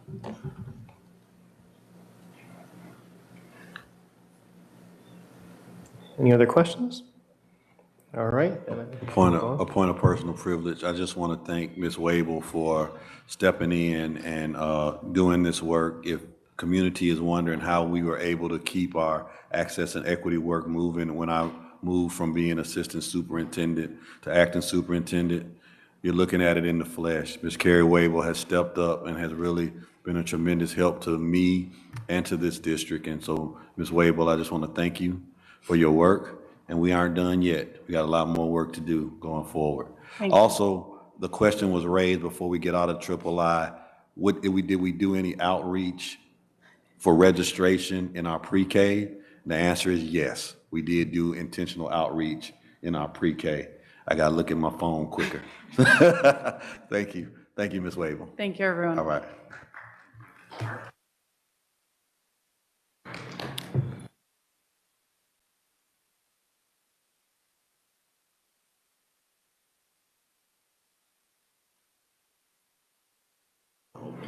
All right, next will be the business administrator's update. All right. And I guess we'll do the board president's update. All right, good evening, everyone. Tonight we reviewed the year 3 progress of the Intentional Integration Initiative, or III. This initiative has been instrumental in ensuring that our schools reflect the diversity of our community. As this program continues, I want to emphasize that it is the board's intention to support the work of the ALVS Group, which is critical to the successful integration of our schools. Ultimately, our goal is for any classroom in our district to truly reflect our community's diversity. It is essential that we support this program and ensure that the original intent of this work continues without any barriers. This initiative is not only worthwhile, but also the most pragmatic approach for advancing equity in our school district. We look forward to the continued benefits III provides for our schools. Another topic raised was the idea of conducting a forensic audit of the past 3 years. As mentioned in our last board meeting, this discussion was scheduled for our FFT meeting. Prior to that meeting, I consulted with both the district administration and board counsel for more insight. In New Jersey, a forensic audit is governed by the School District Fiscal Accountability Act. I reviewed NJSA 18A:7A-57, which references NJSA 18A:7A-55, detailing 8 criteria necessitating a forensic audit. Our district did not meet any of these criteria. Our board counsel also found no legal basis for a forensic audit, and our independent auditor confirmed these findings. Before our FFT committee, I shared these insights with the entire board. Aside from some responses indicating they would review the matter, no board member requested further action on a forensic audit. Nevertheless, we held our discussion during the committee meeting. The district administration also forwarded the proposed resolution to our independent auditor, who estimated the cost of a forensic audit at $500,000. Some have mentioned the Nutley case, but their forensic audit was triggered by findings from their independent auditor. Our independent auditor, who has worked with both our current and previous business administrators, found no basis for a forensic audit. Given these costs and the absence of any budget criteria necessitating a forensic audit, we recommended not conducting one. As a board, we are committed to improving processes, and I have already begun discussions with district administration to this end. I look forward to enhancing our collaboration as we head into the new school year. Thank you.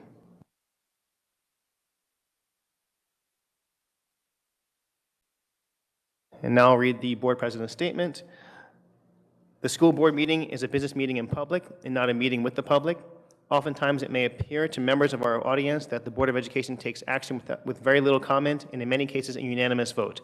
Before a matter is placed on an agenda at a public meeting, the administration has thoroughly reviewed the matter with the superintendent of schools. If the superintendent of schools is satisfied with the matter, that the matter is ready to be presented to the Board of Education, it is then referred to the appropriate board committee. The members of the board committee will work with the administration and the superintendent to ensure that the members fully understand the matter. After the committee discusses the matter, it is then shared with the other board members for consideration. Only then is it placed on the agenda for board discussion and action at a public meeting. So we'll have our hearing of individuals and delegations. Thank you for coming in person and dialing in by phone this evening. The South Lawrence Maplewood Board of Education certainly respects that you've taken the time out of your busy day to address the board at tonight's meeting. We value public involvement in our school district, and we are eager to hear what you have to say. The board does have time limits by policy, and will be enforcing those to enable as many people to speak as possible this evening. Each individual will be given 2 minutes to speak. Please do your best to stay within the time afforded to you. The first public comment period is usually limited to 1 hour, and the second public comment period may be limited to 30 minutes. All input shared with the Board of Education is taken very seriously and will inform future deliberations and work by the Board of Education and its committees. So for our first speaker, we'll have Patrice Masson.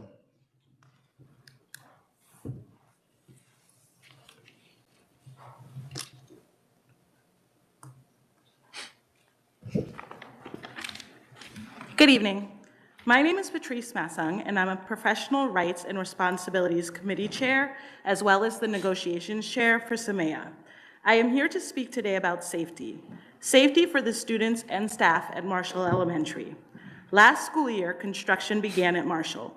Many changes have been made since that time, including a change to where the students enter and exit the building for recess. In the past, students entered the building through the back door, and the lunch monitors could use their swipe card reader to enter the building. Since the transition in January of 2023, students enter and exit the building using a side door. This door has no access from the outside.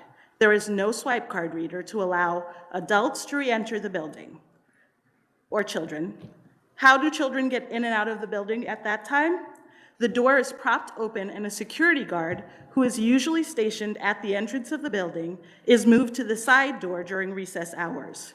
Building administrators, as well as SEMEA leadership, have repeatedly asked for a swipe card reader at that entrance. How else can we protect students from someone entering the building without prior authorization? A propped door with a security guard at the entrance? I don't know if you noticed as you walked into the building today, but new swipe card readers have been installed at various entrances throughout this building. Along with the reader that was always at the main entrance, new readers were added, allowing entrance to each floor. Marshall is still waiting. There is another new one to allow entrance to the superintendent's office. Marshall is still waiting. And yet another new one to allow entrance to the office of the business administrator. Marshall is still waiting.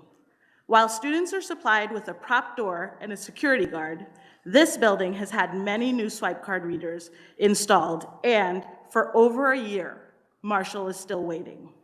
How long will we have to wait to ensure the safety of our staff and almost 500 5 to 9-year-old students at Marshall School?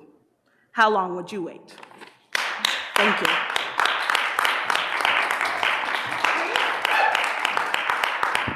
Next, we have Amy Henry.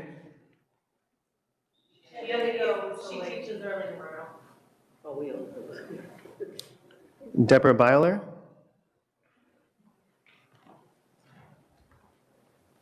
Hi, good evening. I'm Deborah Bialer. I'm a current teacher at Delia Bolden School. I've already written to you about my involuntary transfer, but I think it's only right that I speak in front of the public on my behalf. I went into education to teach and make a difference, and I know I have. Over the years, I've received countless letters from parents that touched my heart. The ones I got from students, especially upon graduation, are even more meaningful. An example is when a former graduate told me that her essay to Princeton University, where she was accepted, was based on what I taught her in fourth grade, and it made me cry. I guess I will continue to cry, as after 23 years at Delia Bolden School, I was informed that I would be teaching second grade at Marshall. How this decision was made, I don't know, and it certainly does not use my talents. The last time I saw a second grader was when my daughter, who is about to be married next week, was in second grade. That was the same year that I began teaching at Delia Bolden. I want to tell you why I'm the wrong choice to teach second grade. First of all, I have not taught language arts, the core of elementary education. I hope no one in this room has a rising second grader at Marshall. You do not want me to be your child's reading teacher. Now I want to tell you why I am the right choice to teach middle school math. As I wrote to you, I've developed a weekly math enrichment for my students, an entire group that meant once weekly until there was no more paper for me to copy it on. I did this all on my own time.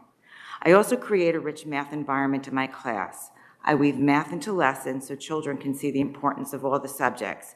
Examples of this were emailed to you today. In every subject, I've taken hours of my time to create a rich learning environment for the children of the district.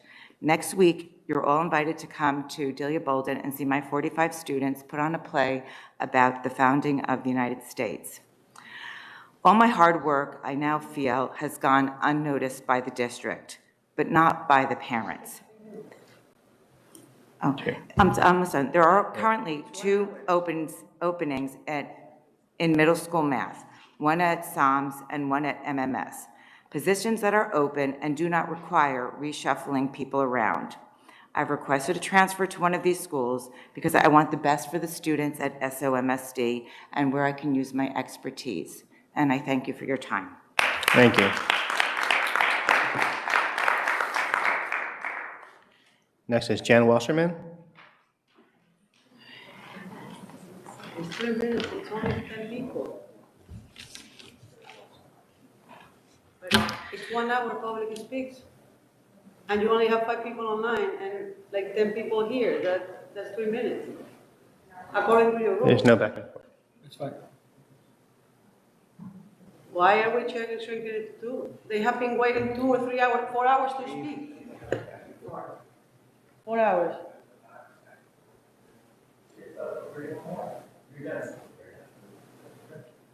But they're breaking their own rules. It's their right to speak. The president decides. They waited for 4 hours. They're being transferred. It is in our policy that public speaks unless we have a huge group of people that it's 2 minutes. It is in our policy that it should be 3 minutes and an hour. This is not for a the first discussion public period right speaks. now. So, That's the vote. Ms. Jan Wasserman, if you will, thank you.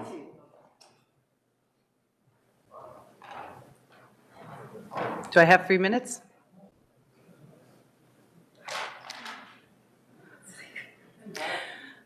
Good evening.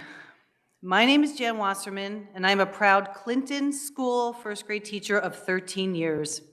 I have taught more than 25 years in total. I am a hardworking, committed, creative, and to be frank, great teacher and doing what I do. I am here in response to an HR letter dated May 23rd, 2024, regarding a transfer from Clinton Elementary to Delia Bolden Elementary. I understand the district is undergoing reorganization next school year, and this move is part of that initiative. However, I was blindsided by your letter. As per our contract, involuntary transfers and reassignments are to be the result of joint agreement of the teacher and supervisor or principal, and in all instances, the teacher will be consulted before a final decision is made. Are there workarounds in contracts? I'm sure so, but just because you can doesn't mean you should. I deserved a conversation. As a tenured employee of the district, I am highly respected at Clinton School. I consistently devote time and attention to the students, families, and staff I serve. With that being said, I am saddened to leave the multilingual program, which I have been an integral part of for many years. As an educator, the work of collaborating with the multilingual teachers and families is greatly important to me. Bridging the cultural competency within this community. Clinton School is the only elementary school servicing these families, and with me, they are successful. You are stripping me of one of my greatest joys in teaching, helping one of our most vulnerable populations thrive. This district wants to lessen the achievement gap. Keep me at Clinton and keep me in my position and let me do my work and teach my students. As an aside, please recognize that I remain here at this late hour. I arrived at 6:30. That is a testament to how important the Clinton community is to me. Thank you. Next, we have Barry Dunphy.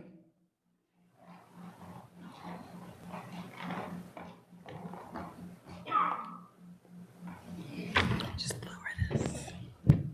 Can you hear me? Okay. Start the clock. My name is Barry Dunphy. I'm a mom of 2 girls at Clinton Elementary. I'm here to fight for Ms. Wasserman to stay at Clinton for her 14th year of service. I have started a petition. It already has 137 signatures to have her stay. So this isn't just me speaking up here. I want to say, as an HR professional and executive, I am horrified about how Ms. Wasserman was treated and that protocol was not followed. To receive a form letter with no notice and the Friday before the holiday weekend, after 13 years of service, to tell you to pack up and basically move your desk and ready for, in August is atrocious. I understand the board does not make personnel decisions, so I'm not holding any of you responsible for that. But as the board, you hold the superintendent accountable for the decisions he makes. In this instance, he is getting it wrong.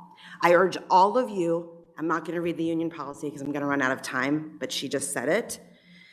I'm asking for the board to do the following tonight. Follow the union protocol and postpone the vote on any personnel changes because protocol is not being followed. And number 2, after postponement, make an informed vote on what you are voting on. Asking you to reconsider voting 4610 to 4613 gives yourselves time to consider this devastating impact on the teachers and families at Clinton. The teaching and learning impacts of these transfers will be devastating to the Clinton community. Ms. Wasserman is an integral part. We have had so many changes over the years. So many kids visit her on a daily basis. My daughter is in her grade right now.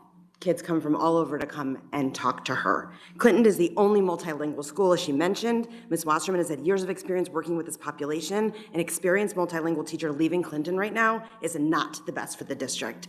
Find another teacher for first grade. This is not going to work, and you do not have a big chunk of support from the Clinton, parents. The only last thing I will say, because my time is up, I really hope you don't move forward with this tonight and think before this moves forward and wait till the new superintendent is here, talk about it, communicate, over-communicate. There's too much that's being done behind closed doors and we don't know about it. Thank you. Next, we have Lexi Fisher.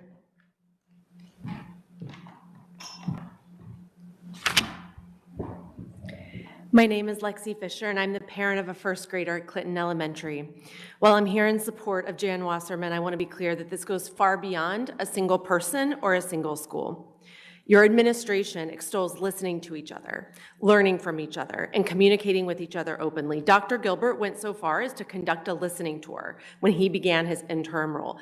I really struggle to understand how the way these decisions were made and then communicated align with that vision.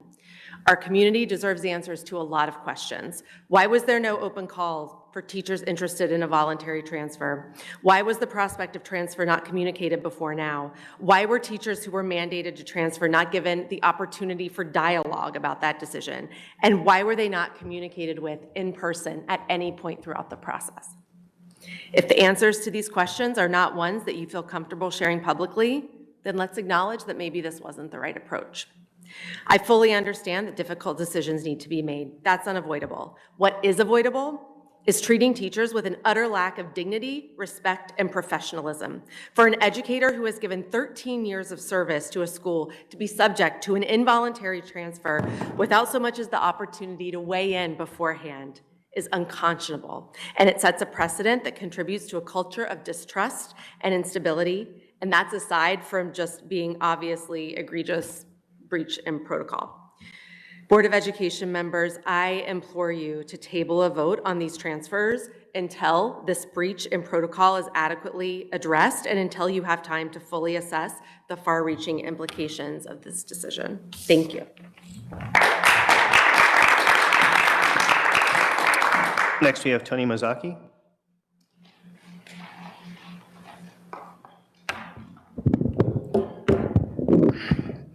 Colleagues, I'm really disappointed these teachers did not get 3 minutes.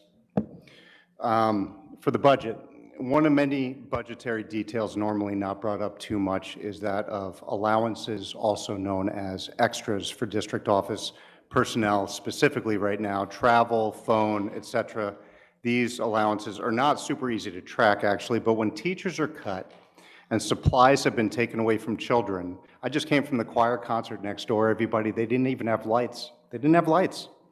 It is fair in that case to compare these expenditures. So as far as allowances are concerned, from your user-friendly budget you posted on the 10th, district office personnel received approximately 100 grand in allowances this fiscal year, up from 36K last year. We've cut this much in student supplies in multiple areas.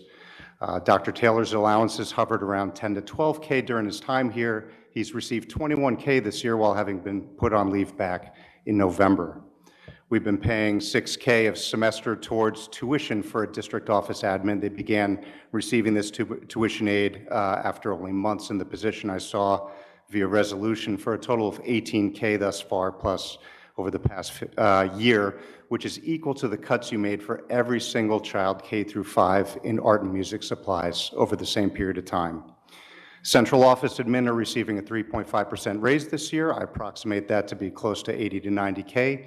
And for approval tonight, I see 51K in more allowances for conference travel for admin that you deemed in the resolution fiscally prudent. I mean, optics alone on that one are really awful. Maybe these are the ARP funds you mentioned in the beginning, Dr. Gilbert, but you also gave a budget presentation with no numbers and no PowerPoint, so I don't know where that 900K is going, but I know where that 51K is going. So look, I'm an administrator, I get it, but if you really meant to share the pain, you should have frozen your pay, not tripled your allowances this year. The rhetoric is not matching this reality. I'd beg you to reconsider. Thank you.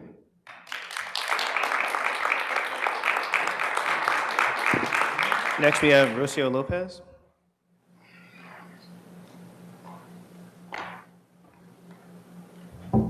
Rocio Lopez, Maplewood resident, Spanish teacher at Columbia High School and president of SOMEA.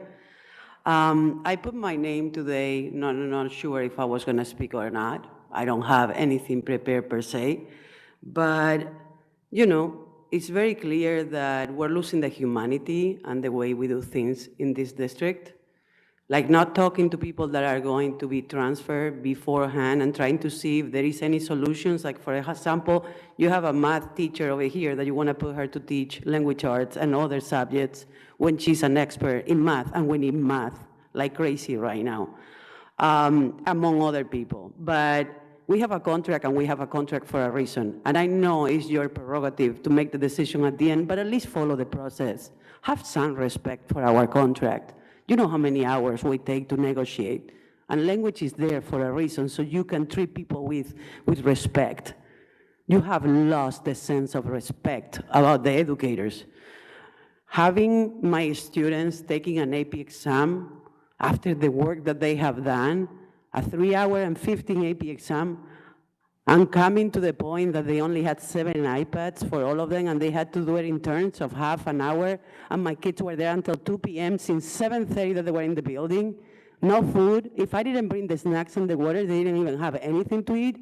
The point of that exam is you did your reading, you did your audios, you did your writing, and then you're ready for your speaking. If you make a loophole of 2 hours before you do your speaking, how do you think they're gonna come easy to speak? So you just jeopardize maybe a little bit their grades, 7 iPads, and we have money from the funds. You just say we can use it in technology.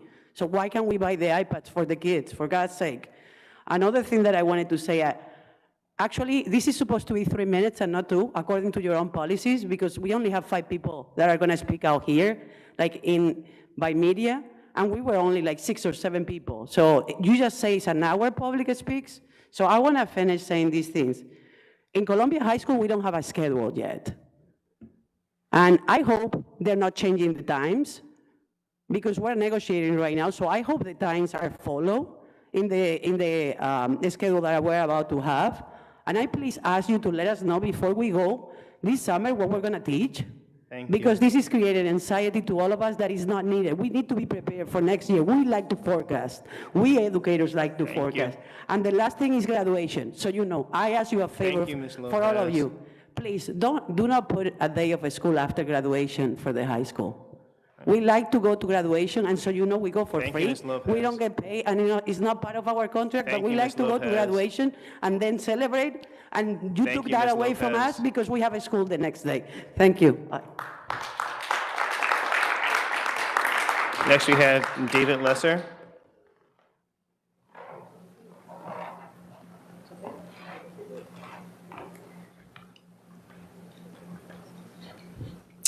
Hi, I'm Dave Lesser. I'm the parent of a high school student and a middle school student, and I'm here to speak on behalf of Dr. Zarabi. Without his guidance and knowledge and caring, I'm not sure where my high school student would be right now. Before this meeting, we were at a meeting at Columbia High School speaking about going to Scotland in 2025, and I know that she wouldn't feel comfortable going off on her own to another country with other students that maybe she doesn't know. She was severely depressed, had incredible anxiety, and because of him and because of iStep, but particularly because of him, we really got our daughter back. And I just think it's a shame that he's being moved and his expertise is not going to be utilized. He just spent so much time with her and speaking with my wife and I whenever we were uncomfortable.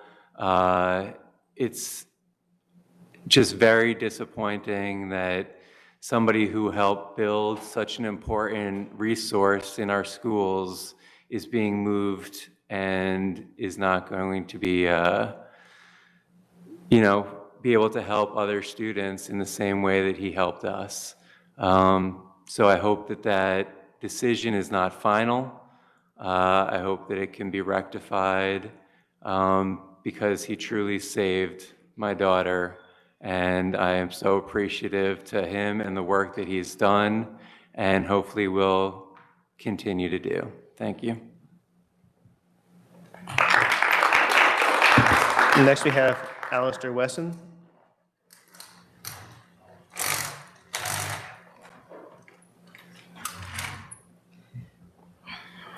Hi, my name is Allie Wesson, and I am here tonight to talk about the iStep program. And you're probably not going to see a lot of people from the ISTEP program because it is a small program, but the people and the kids who are there because they really, really need it. So that's what I wanted to talk about tonight.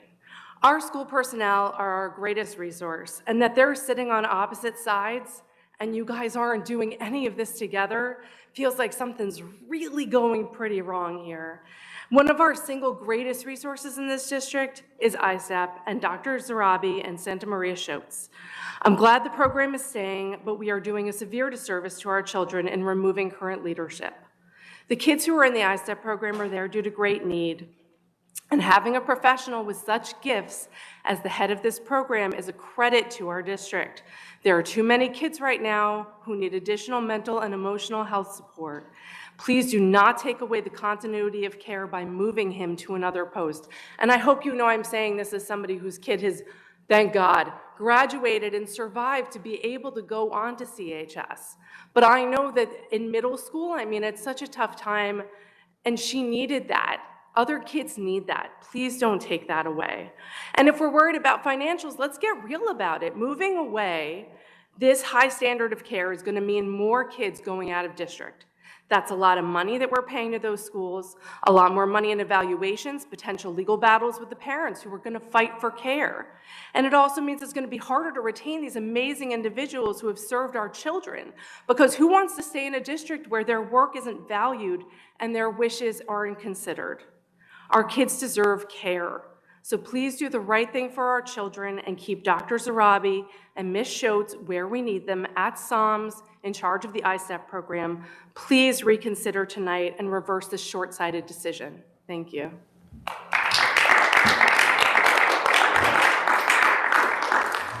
Next, we have Jeffrey Bennett.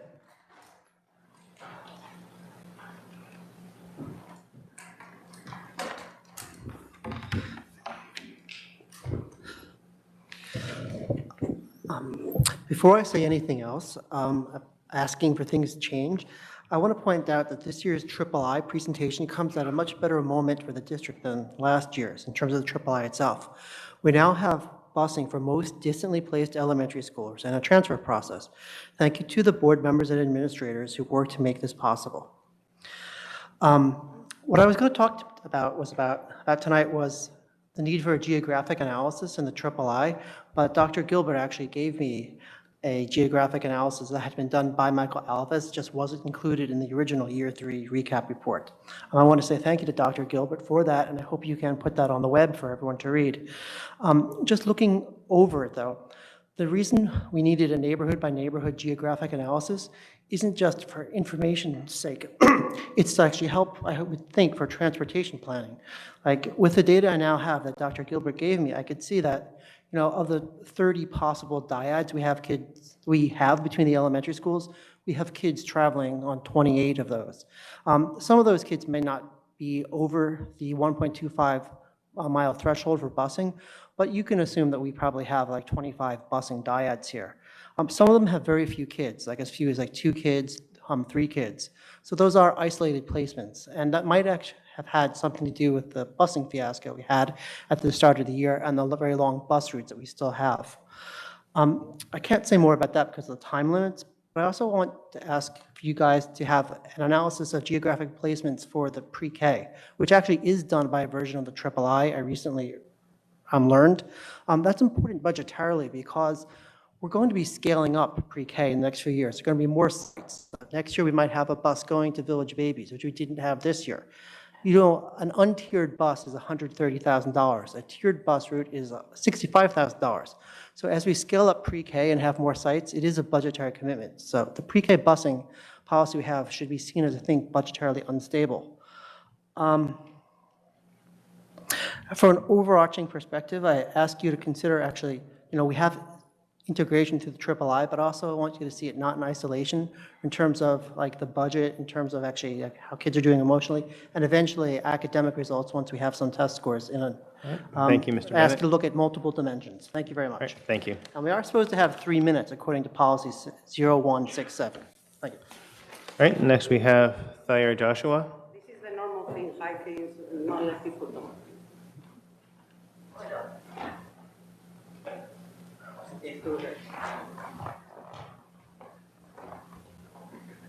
I've never seen myself on that screen before. Thayer Joshua, South Orange, New Jersey. I have two children in the district. Didn't plan to speak to this evening, but wanted to thank Dr. Gilbert. Earlier during his report, he mentioned that there will be experienced teachers at Bolden for first grade next year, as well as Marshall at fourth grade. This is something that, as a Marshall parent, was very important to me, and I'm happy that conversations and advocacy with Dr. Gilbert has resulted in action being taken for the benefit of the Marshall students as well as the Bolden families as well. That's all I was planning to say, but I've heard a lot of things, and since I have a minute and 18 seconds left, allow me to continue speaking. I've heard some members from Samea's leadership advocating for, well, let me not say it, advocating for freezing pay, something that they did not agree to during the COVID pandemic. I know this because Tony Mizaki and I were on the board. Excuse me, you did not speak when any other parent spoke. Do not speak when I speak. Thank you very much. Excuse me, I would like my time back. Secondly, I'm also hearing that there are advocacy for freezing pay for the administrators without any recognition that the administrators' contracts are tied to ASCA. And so since their contract is not up until June 30th of 2025, they should be getting the allocated raises that they are contractually obligated to. Lastly, I wanted to thank the board. I know that this is a tough job for all of you. I advise you to continue to keep your head down and do the work.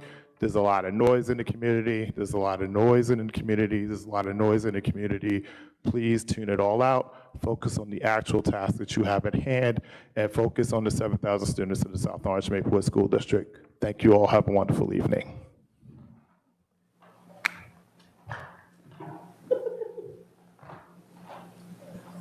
All right, we'll move on to our online public speaks.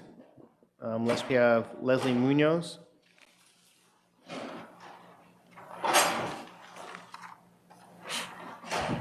Community member is not online. All right, can we get Kelly Solas? That community member is not online.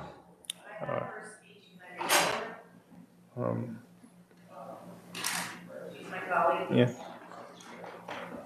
Yes. Yeah. Yeah, you can read it. Yeah. She hasn't spoken. No.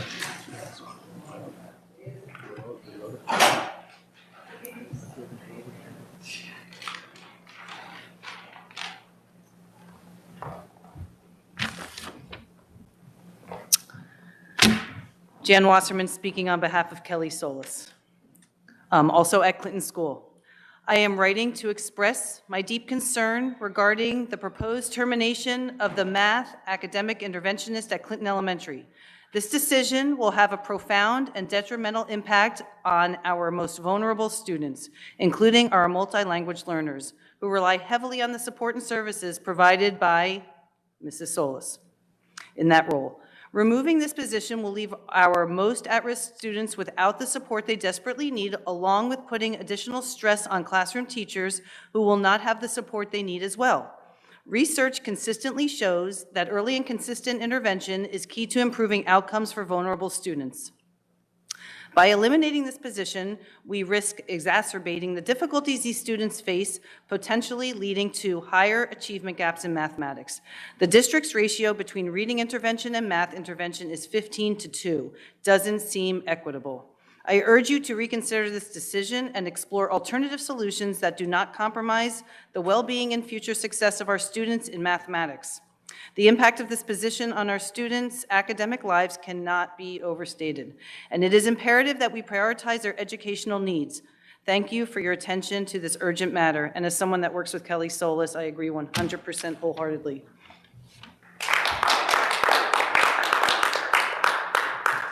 All right, next we'll move on to our committee reports. So we'll just go down the line.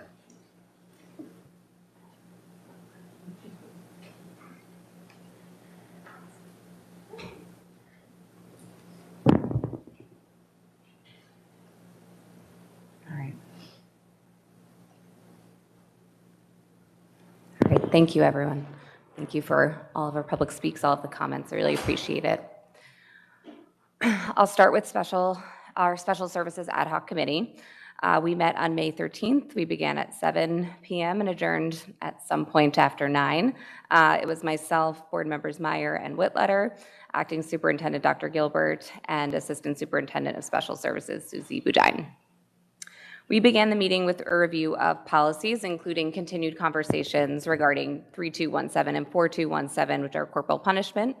We're currently examining the safeguards that are in place for regular education students and our staff members in these policies with regard to physical intervention, with the added goal of aligning them to reduce any potential confusion as they are currently written a bit differently.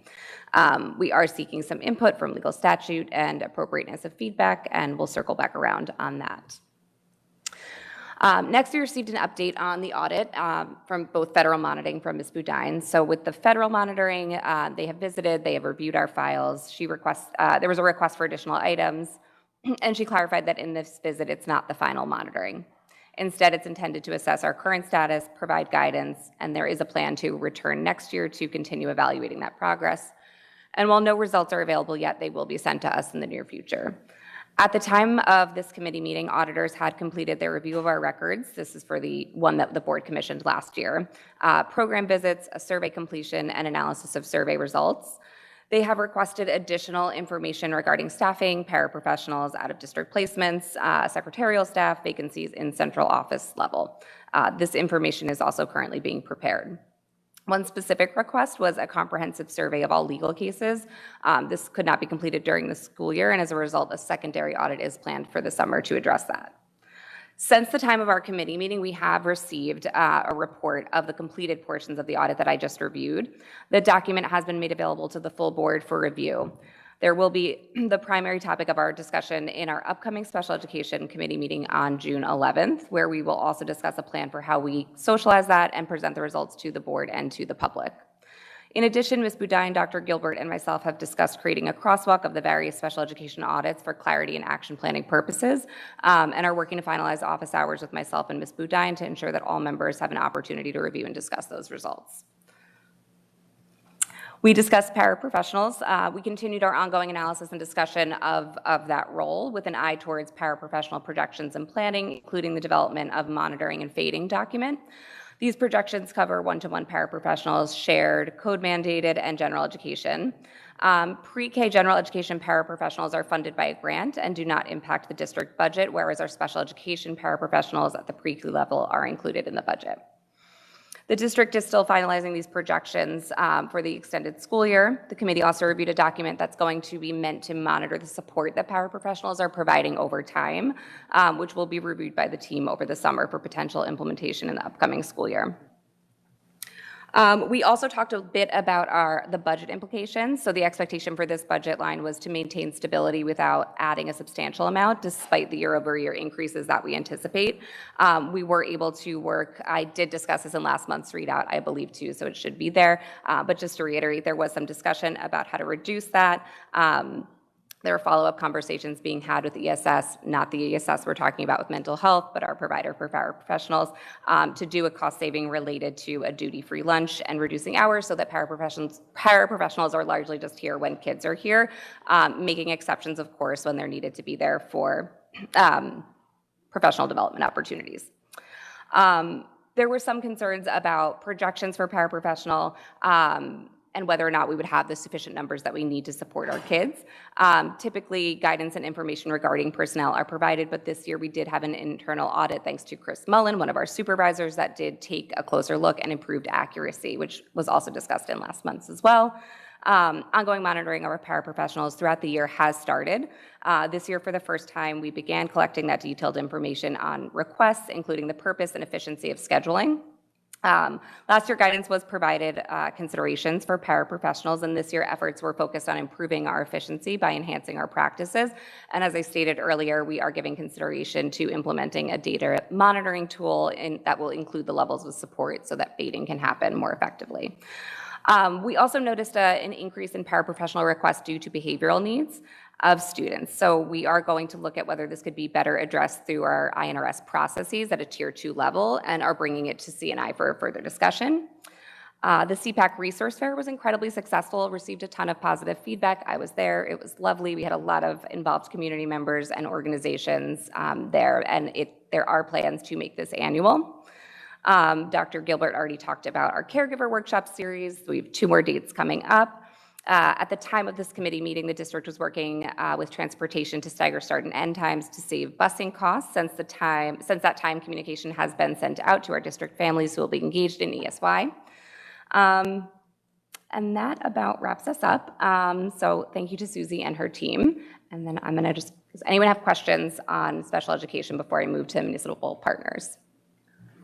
So just one point of clarity. I recognize you've mentioned this piece hasn't actually gotten before the Special Education Committee yet. It'll be probably discussed in the FFT minutes as well, but the special education audit that was requested and planned in the district goals at the beginning of the last school year, you mentioned that the audit is done. Is the entirety of the sections of audit that were requested done at this time?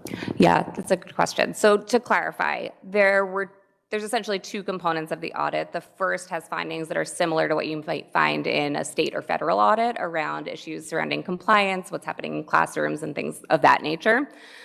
So there were some surveys, they looked at files, they addressed compliance issues, which is why we talked about potentially doing a crosswalk, because in those audits there is a lot of overlap, and we already have a corrective action plan to address some of those areas of improvement. The portion that is still not complete is around out-of-district. So how are we kind of getting to the point of requiring out-of-district placements for students? And then also, what is our legal spend analysis related to special education? Those are 2 key components that have not yet been addressed, but they are slated to happen over the summer. And then a secondary audit, I don't know if we can refer to it as an addendum or a secondary audit connected to this one, will be made available once it's completed, which again should be over the summer. But the first portion is complete. We will review and make public once we kind of go through committee. Yeah. Any other questions? Great. Okay. Move on to municipal partners.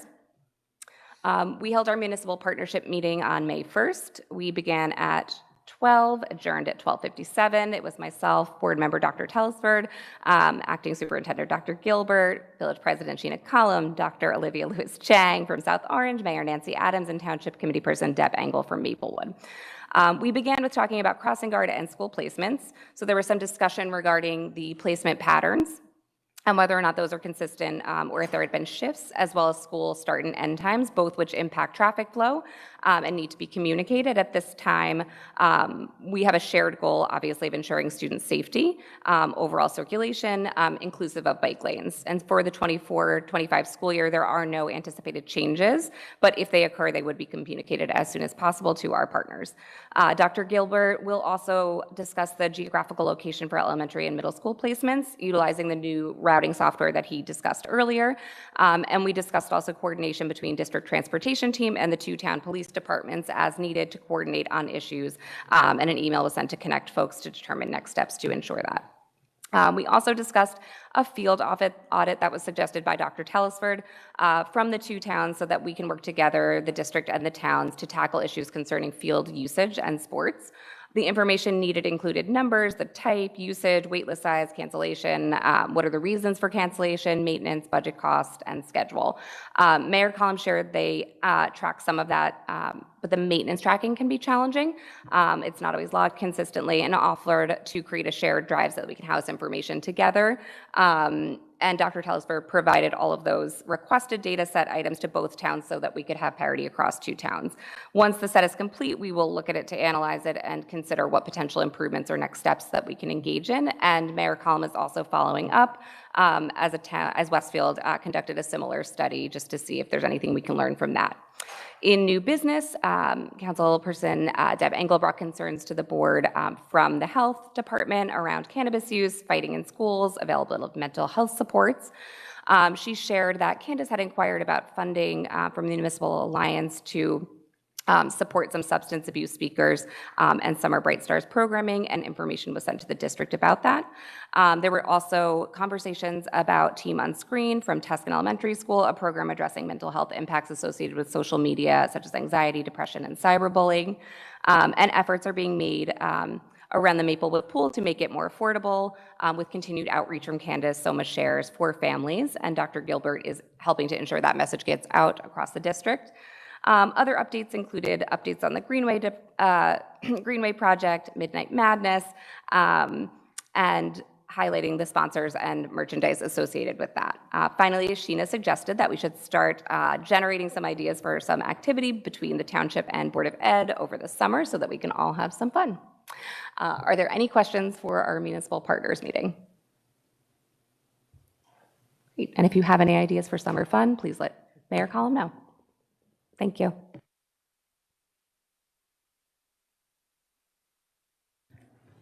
All right, the Personnel Committee met on Thursday, May 23rd. Board President Tellersford and I were in attendance along with Dr. Gilbert and Mr. Adedoyan. Board members Deval Wilson and Vad Lamani and Monique Durant were not able to make it due to last-minute rescheduling.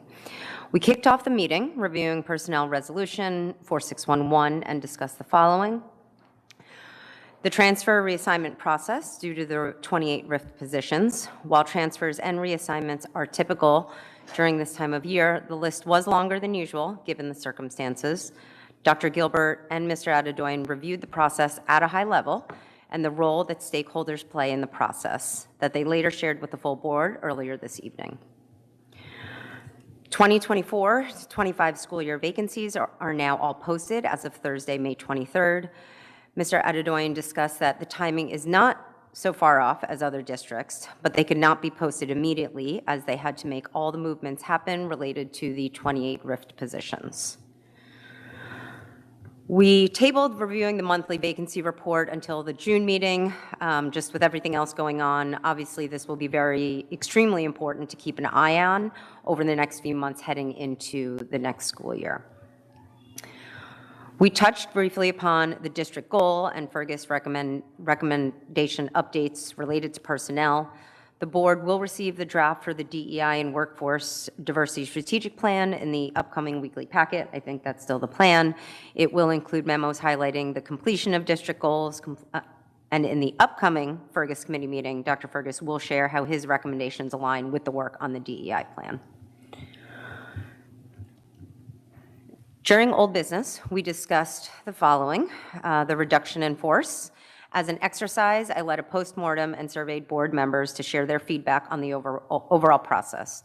What went well, what did not go well, what can be improved for future, although we of course hope to never have a RIF to this degree, and any outstanding questions. The main themes were lack of communication and transparency around the process. We also discussed that this process really should have started weeks before, but unfortunately, because the RIF was not properly identified and communicated earlier, there wasn't enough time for really anything more thorough and thoughtful communication, discussions with the board. Mr. Adedoyan, along with that discussion, he discussed right sizing. I think Dr. Gilbert has touched on it a little bit, how the district has not necessarily been doing it in best practice.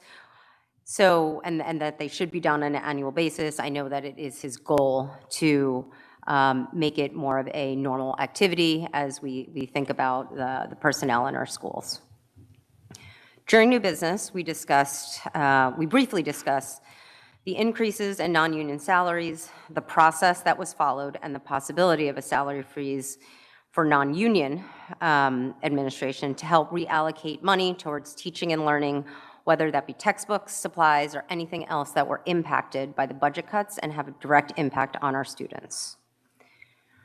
Dr. Gilbert highlighted a financial resolution that is up for vote later, I guess, hopefully soon, that included allowances that the board will, While we can't expect all operations to cease, I asked Dr. Gilbert to really think about upcoming allowances given the RIF and budget cuts. For example, upcoming conferences, to really think about how many employees we really need to send. Right now every penny counts, and we have to continue to think of ways to really stop the bleeding. Now, since the committee meeting, we have gotten news, which Dr. Gilbert talked about, is how this will be paid for with ARP funding. That was an update since the meeting. Mr. Adedoyan closed out the meeting with more information regarding the June 6th special board meeting, staff recognitions and retirement celebration.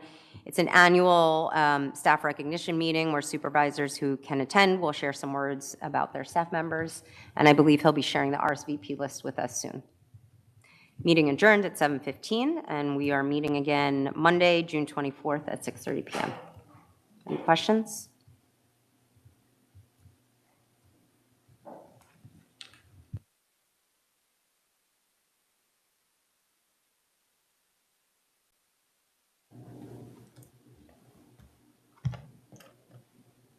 So that was a lot. Thank you so much. And it's been obviously a lot to process, and I appreciate everyone that's come tonight.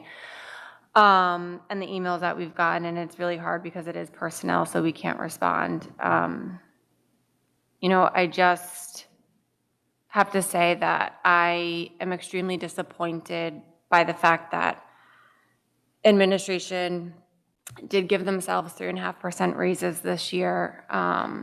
I think it's when we're taking away resources from students and when we're seeing what we're seeing happening now, I don't want to take money away from anybody, but if we can't financially afford to do these things, then I don't know why we would put ourselves in a position where we would do it.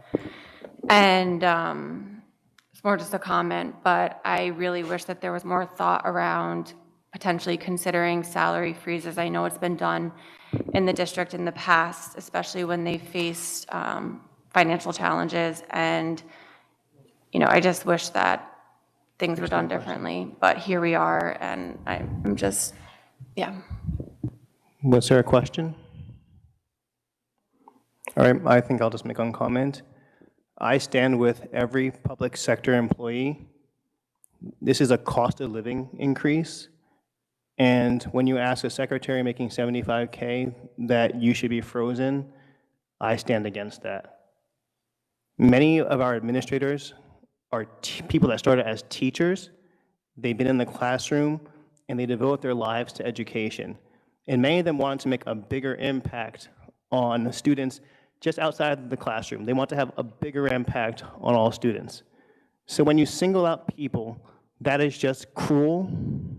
And I think maybe this was a wonderful thing to, reach out to certain members of the public that support you.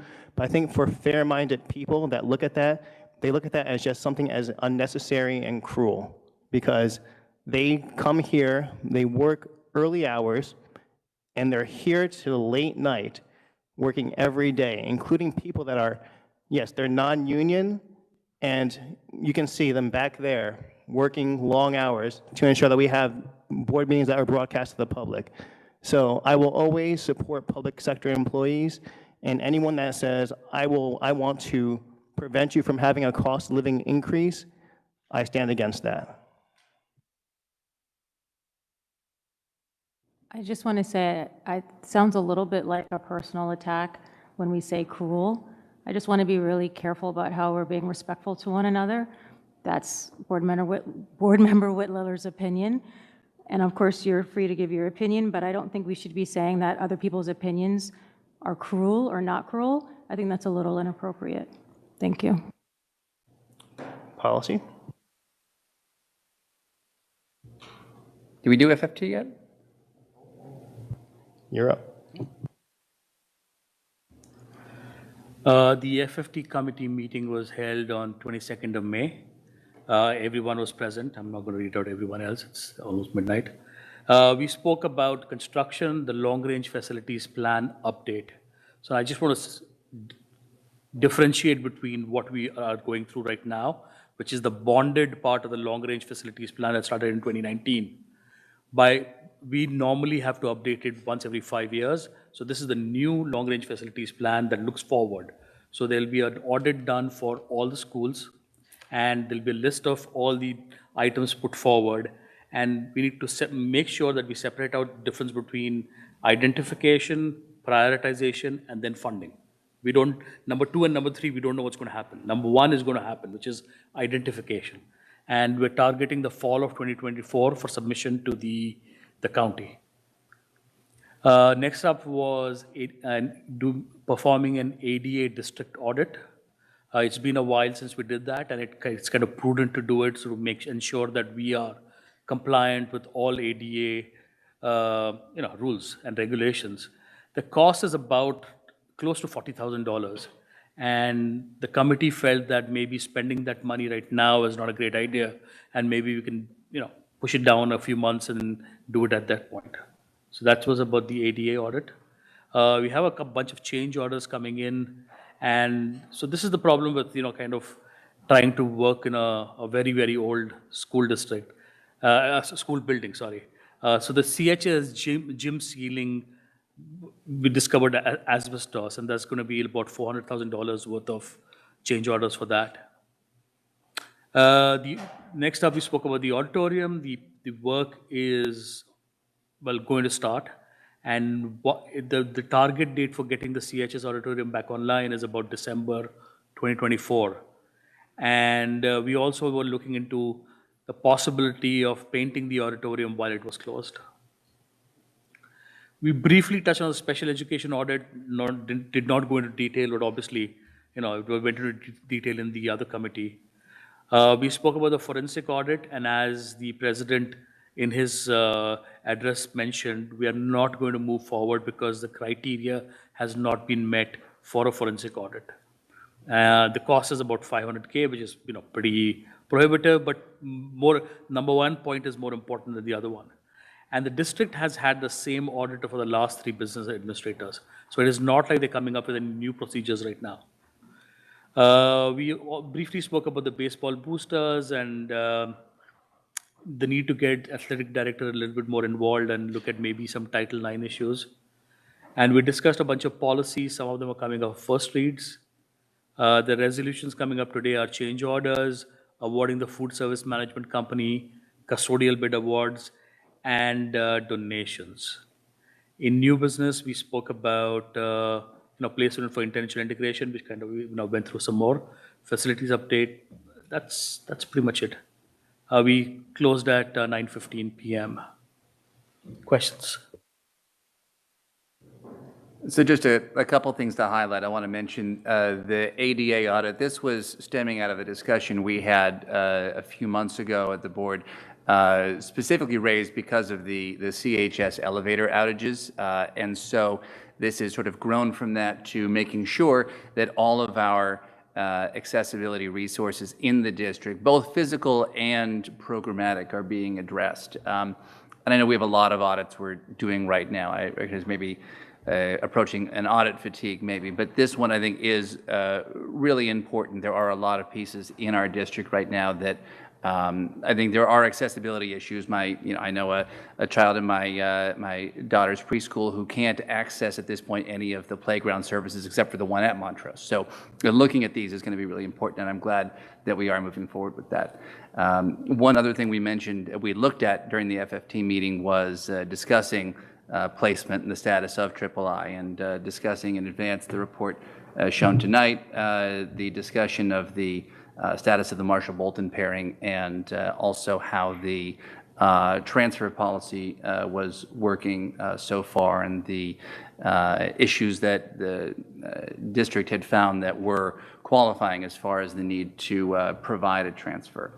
The one last piece, there was a discussion I think we had regarding the question of how much the district was spending for elementary art supplies. There was a line in our cost center that was showing $0, and we discussed that was more of a function of maybe a broken algorithm in the way the cost center is developed, and the business administrator provided us numbers right after that meeting that indicated, I think for this year, $15,700 are being provided for grade K through 5 art supplies.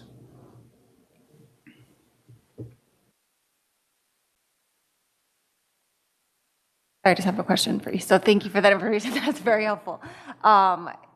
Is there any way we can get the 15,700 broken down by school? I think we do have that, well, I think we can have that sent around. No, I think we have it, and we can have that sent around to the board. Okay, Yeah. thank you. Policy? Great.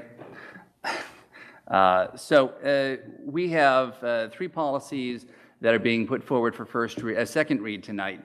Policy 1530 on equal employment opportunities, 1550 equal employment and anti-discrimination practices, and policy 3211 code of ethics.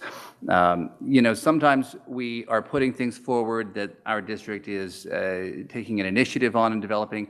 Others are just these iterative updates based upon updates that we're getting from our vendor, Strauss Esme. This is the latter. These are just updating based on updates to the law, and in this case, expanding the definition of protected categories of people for each of these. And so these will be voted on tonight, and we're moved forward without any additional discussion or concerns. There are also 6 policies that are being put forward for first read tonight. Policy 1140, educational equity policies and affirmative action, 1523, comprehensive equity plan, 2411, guidance counseling, 3324, right of privacy, 5755, equity in educational programs and services, which is being slated for removal tonight, as well as policy 5842, equal access of student organizations. So again, these are part of the iterative process of taking recommendations from Strauss Esme, changes in the law, and executing on those. I will note, and this is the beauty of having the 2 first read, second read, is that we have an opportunity, once this becomes public, to hear public comment.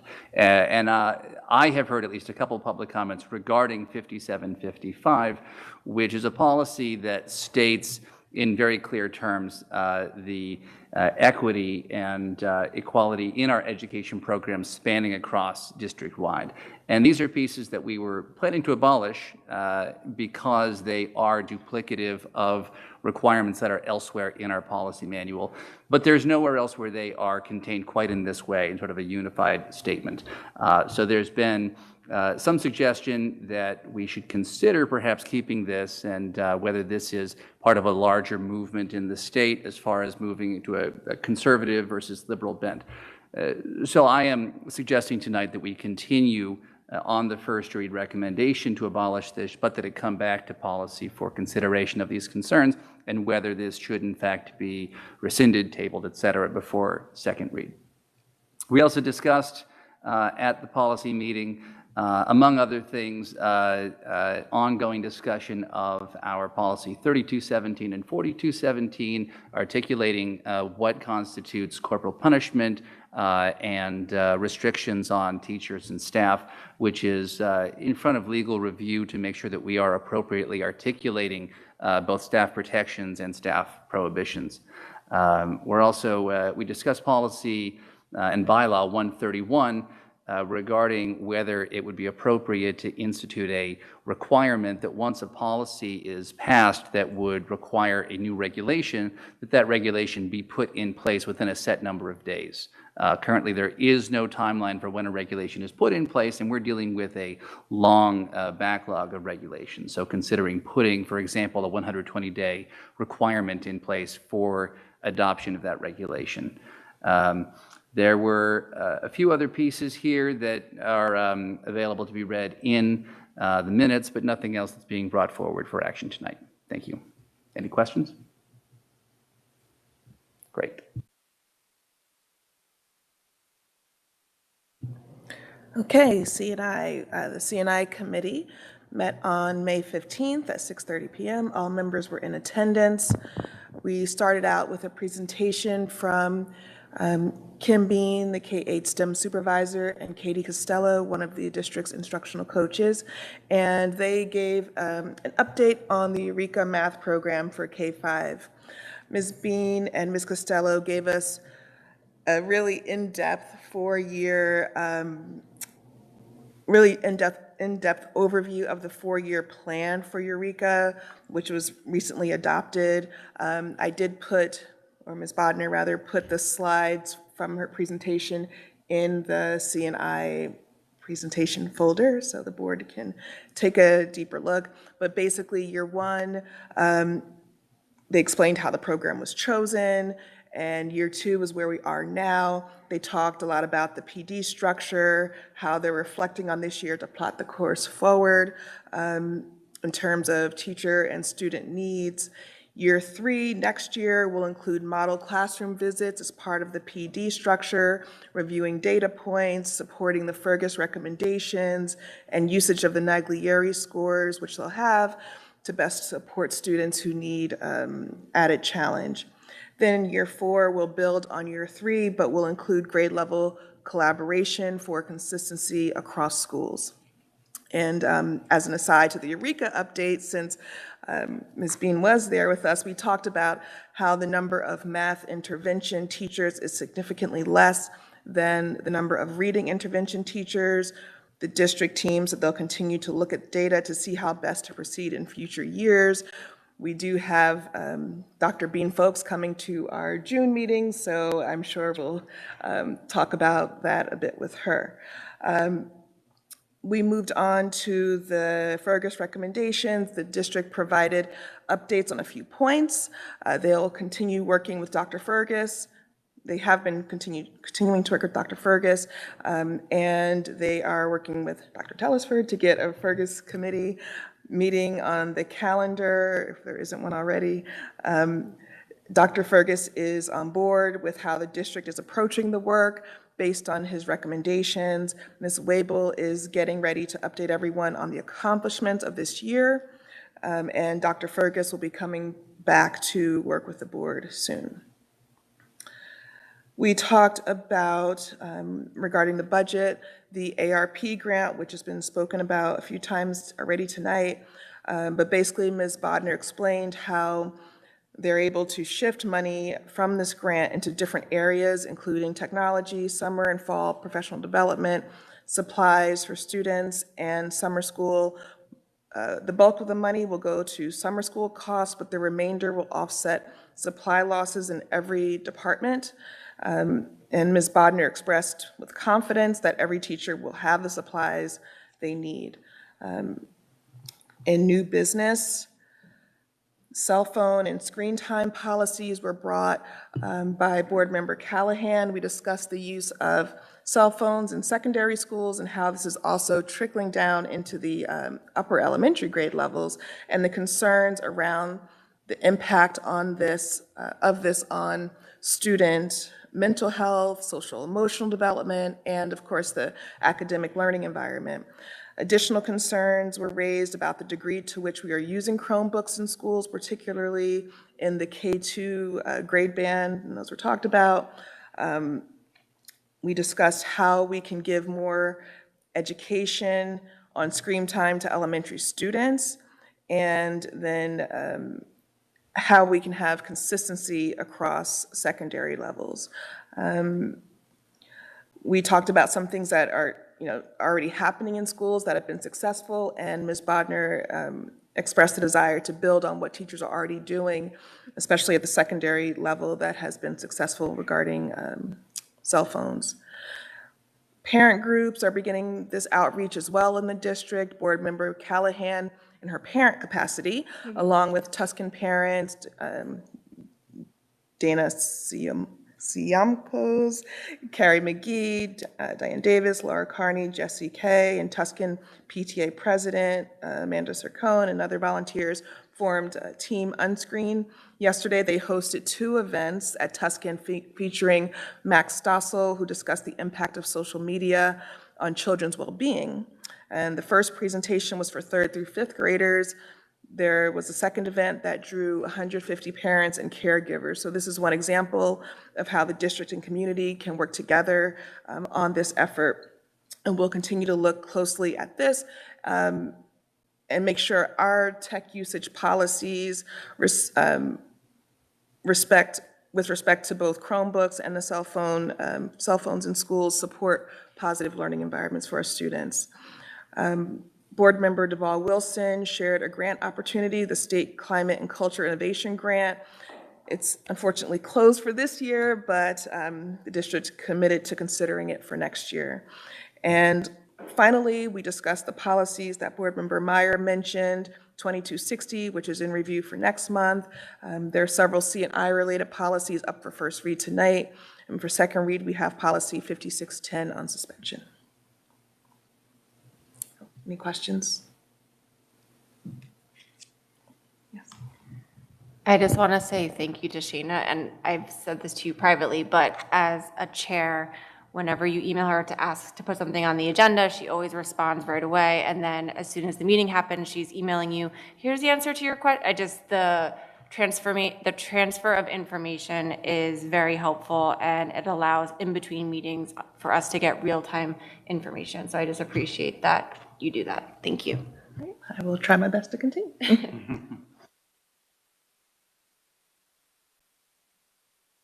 All right, we'll move on to the action portion of our meeting.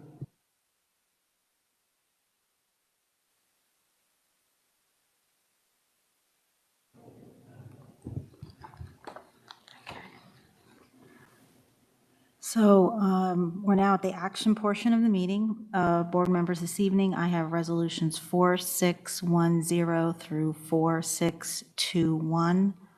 Again, 4610 through 4621. Can I have a second, please? Second.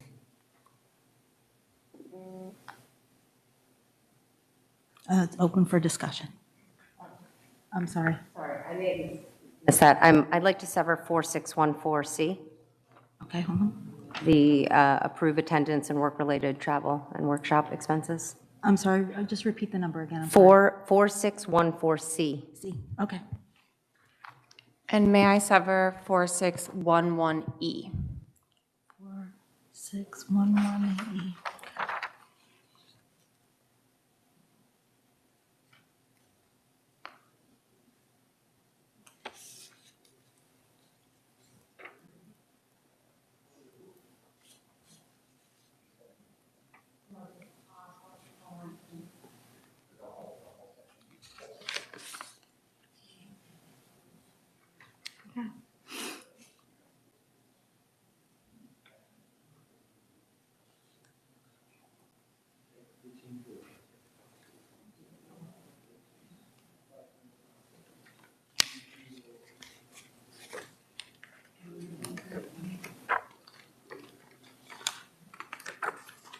You got it, Andrew.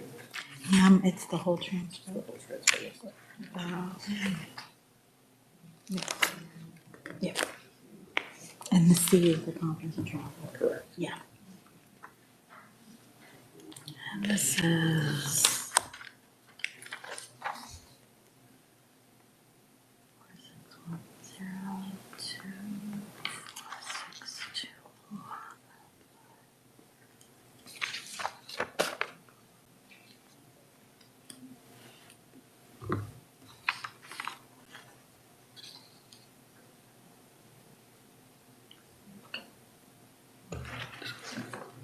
I'm open for discussion, right?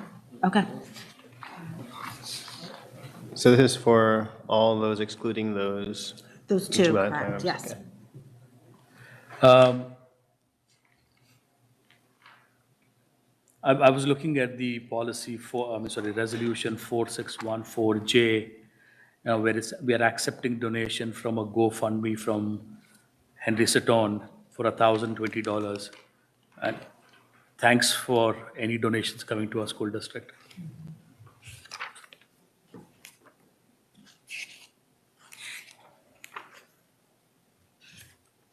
Just to bounce off of that, I know that he did work really hard to rally for people to donate, and so I think it's amazing that there were people in the community that did so. Every little bit helps, so thank you. Henry?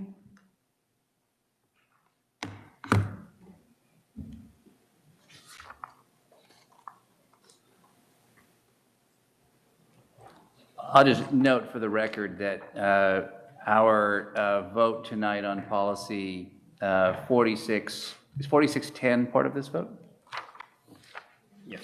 Yeah, okay. Just noting that in light of where we are with staffing, my understanding is that there are several items that we have at this point retracted and will be addressing at a subsequent date before the beginning of the new school year? Just want to make that clear. Right, but there are items that we need to pass that we are not tonight addressing in this resolution.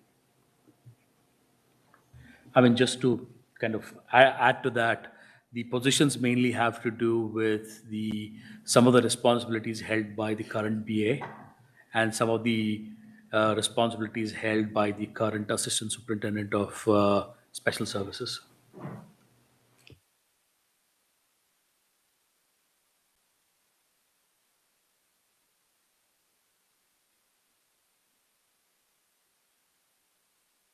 I think we'll just do a roll call for a vote. Okay. Board Member Callahan? Yes. Board Member Duvall-Wilson? Yes. Board Member Eckert? Yes. Board Member Gifford? Yes. Board Member Meyer? Yes. Board Member Sackett-Gable? Yes. Board President Telsford? Yes. Board Member Vadlamani? Yes. Board Member Whitletter? Yes. Motion passes. Okay, so the next one is for Resolution 4614C.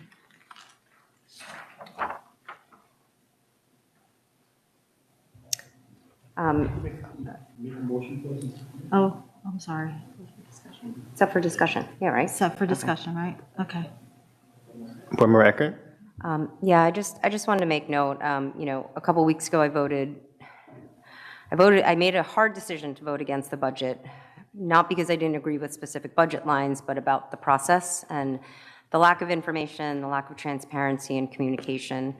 It's something I've been very vocal about, specific to the budget process since I joined the board.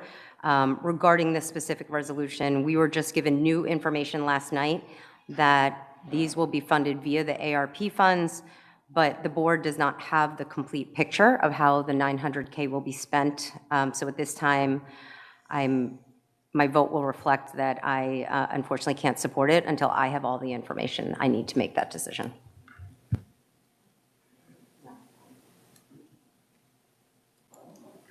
Board Member Vadlamani? I mean, I know Board Member Duvall-Wilson said not to use harsh words, but I mean, this is punitive. Our district will run regardless of how many RIFs we have. For whatever crazy reason, if we had 100 RIFs, we still have a district, we still have students, we still have admins who need professional development, we still have teachers who need professional development, we still have teachers who need raises, we have admins who raise raises.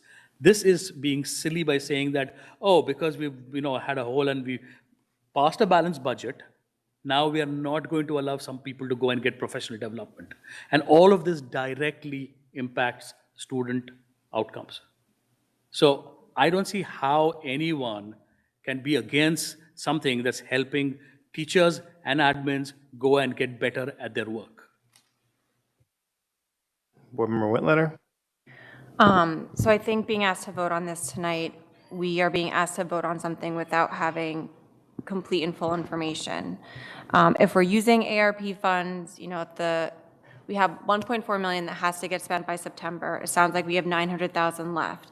There's the 4 buckets that were described to us of how the funds will get spent, but no one on this board has seen what the appropriations are across those 4 buckets. In particular, within supplies, even just across the departments, like what that looks like. And so in order for me to feel comfortable with making a decision to spend $40,000 on professional development, I would like to see the full and complete picture that we are serving students first. And ARP funds are primarily, the prioritization is supposed to be for students and learning. So I'd like to see that we can fully see how we will achieve that prior to making an investment such as this. And I'd be happy if folks would support tabling it, because I think, like Dr. Gilbert said, we should get this information next week, but we don't have it today. And I don't feel comfortable making a decision without all the information.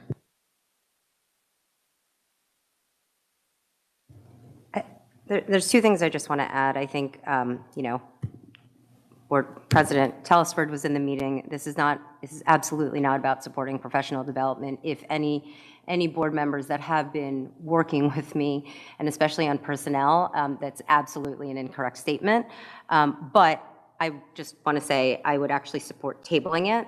We do have two meetings on the calendar for next week. So if we can get that information and really understand, I wouldn't be opposed to tabling it.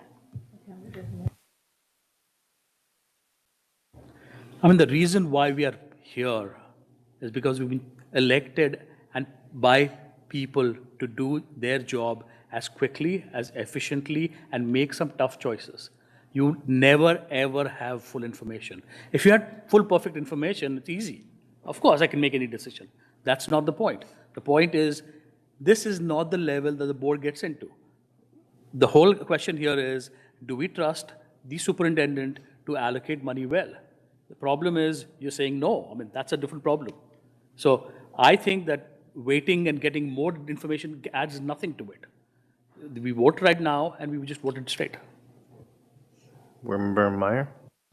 I first of all, fully support, obviously, the members of our district, both central office and within our schools, continuing their professional development. We heard a little bit about what these opportunities are, and I think they are valid and important. And these are, we do have to keep spending money and have ordinary costs even after we've had budget cuts. We have a budget now, and we spend within that budget. That said, I do understand, and it's great that we can use these ARP funds so it doesn't have to come out of operating. I am curious to know how we are allocating the $900,000 that are left over, of which this is a pretty small piece. But I guess my question is just from a practical perspective, if we do not take a vote on this, it appears that several of these are pretty time sensitive, and I imagine some of this involves travel costs and, booking flights and whatnot. I don't know if Dr. Gilbert or anyone else can indicate what impact there would be if we table this to a subsequent date after which we have, the larger breakdown about ARP allocations. I think you said some of the things that are important to note. There are travel costs and things that are figured in that have to be done prior to, and the closer you get to the date of the travel, the more expensive things become. And part of our process is we had to factor in costs at the time of submission, which the costs are much cheaper now, but then also I think there's a couple on there conferences that may start in June. I'm not sure. I have to relook at the list that if it was tabled, then I don't know what to do with those particular conferences that actually happen before the next board meeting. I don't know how we will handle that. Member Deval Wilson? I think if we were able to table, our next meeting is next Tuesday. So actually Tuesdays are supposed to be is one of the better days to actually book travel, by the way. I know that from my travel PR experience. But so I would be open to tabling to understand more. I mean, after what I heard our student rep said about the iPad situation, which is heartbreaking, I would love to know if we can spend some money on getting some more iPads for testing. I know we were told that the IREL conference, that there were going to be teachers going to that, but I only see Dr. Bean Folks listed as an attendee. I also am very supportive of PD. I don't want people to think that, we don't want teachers or staff to get PD, but the big ticket item that was a red flag or just a wow to me was the Vegas trip. And I just wonder if there are other ways that the things that are being discussed that you would be exposed to at that Innovative School Summit are things that we could do more on a local level to save some money. But just like I said, this ARP grant allows us to spend money on tech which we definitely need. And after hearing the story from those students, it's just heartbreaking. And I don't know how I could leave this boardroom without advocating for them and trying to get some more money for students' needs in the classroom. Board Member Callahan? Oh, but I'll say that we did hear about how that money was allocated, and they are going to be spending money on technology. And I also don't think it is the place of the board to pick and choose who should go on a conference and who isn't. The CEO of the school district should be doing that. Dr. Gilbert has provided us with the reason for these conferences and what value they add to the school district. And I don't think it is the board's place to start picking, okay, I don't want you spending $385. I want you to save that and move that over here. That is not our job. That is outside of our role. And that moves into interfering with operations. I agree with that. And look at the list. I mean, yes, there are lots of admins out there. There is pre-calculus, or APSI online trading. It sounds very useful for kids to have around. There's a lot of things. There's a music teacher going out to a conference. I mean, there are so many things out here, and this is just punitive. There is no other word for it. Board Member Whitletter? I was just going to say, no one's sitting here saying that we wouldn't ultimately end up approving it. We're just asking to see the full, complete information. We have not seen any financial information related to supplies, technology. Yes, we've been told that's what it will fund, but we don't know how much. And so I'm just going to make a motion to table for C14C. We are meeting on Tuesday, so we could take action as early as Tuesday, hopefully when we have the numbers. Do I have a second? Second.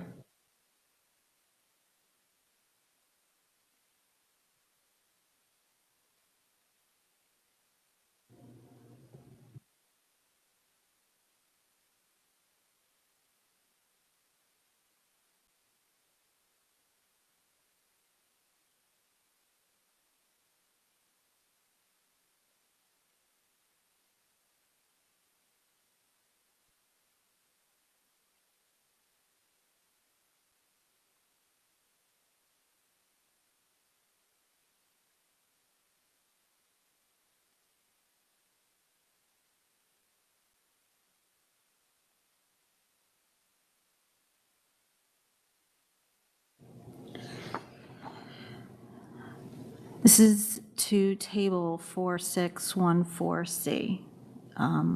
Board Member Whitletter? Yes. Board Member Vadlamani? No. Board President Telsford? No. Board Member Sackett Gable?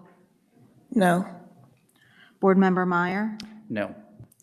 Board Member Gifford? Yes. Board Member Eckert? Yes. Board Member Deval Wilson? Yes. Board Member Callahan? No. Motion did not pass.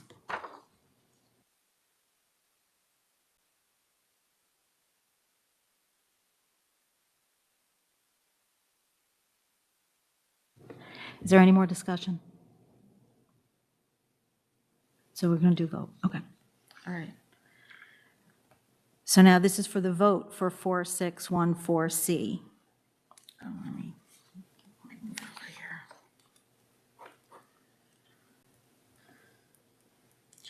Board Member Callahan? Yes. Board Member Deval Wilson? No. Board Member Eckert? No. Board Member Gifford? No. Board Member Meyer? Yes. Board Member Sackett Gable? Yes. Board President Telsford? Yes. Board Member Vadlamani? Yes. Board Member Whitletter? No. Motion passes.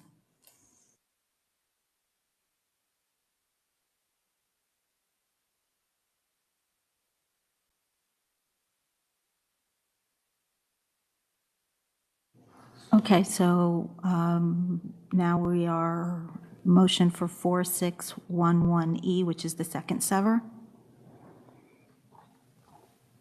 Open, oh, I need a second. Second. Okay, thank you. I always forget that. And I guess now we're open for discussion. Board Member Gifford?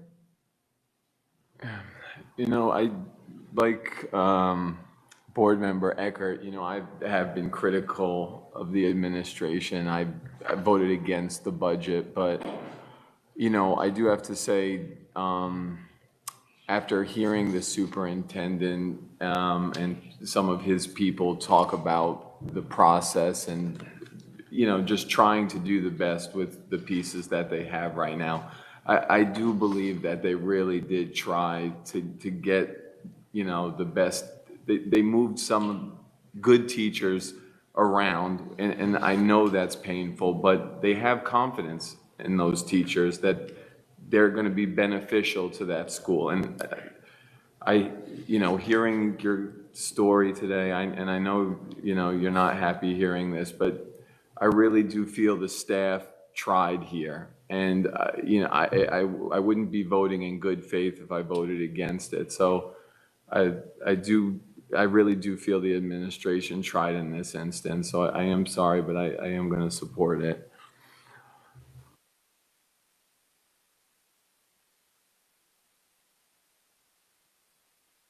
Board Member Vatlamani?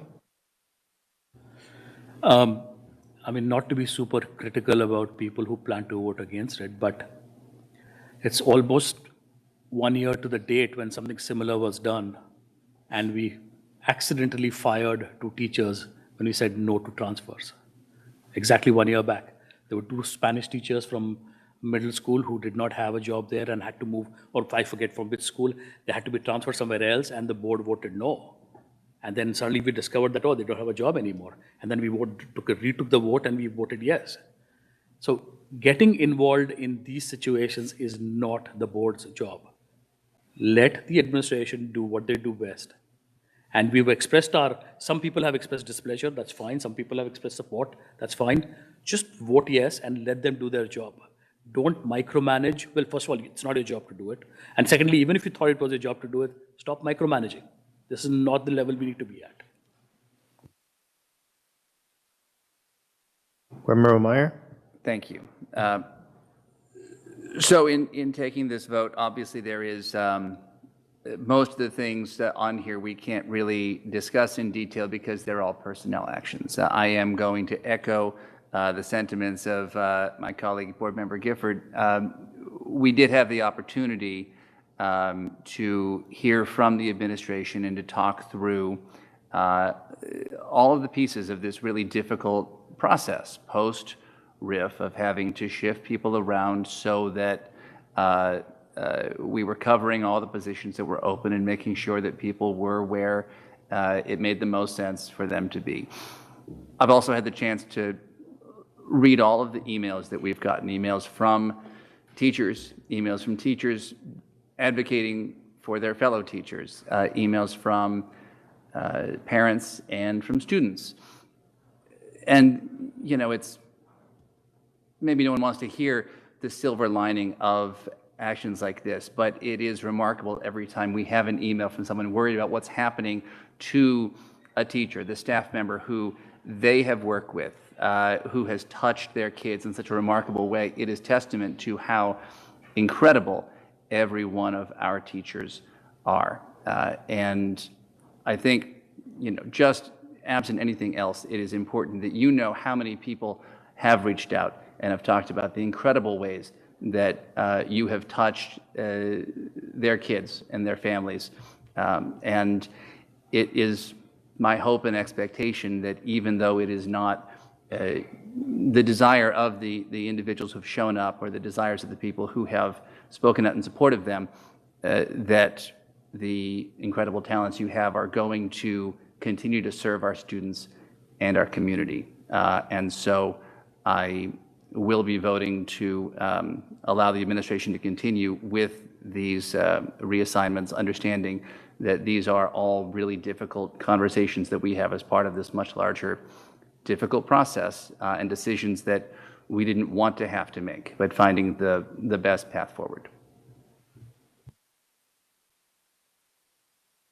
Board Member Eckert? I'm in agreement with Board Member Gifford and Meyer.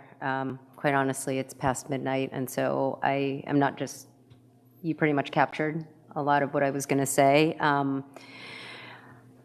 Understanding that difficult decisions need to be made, given the situation we are in, it's unavoidable. And personnel decisions specifically are very difficult, not one that any of us take lightly. We did have the opportunity to discuss this with administration a bit more, and it is unfortunate that we can't make a lot of that public.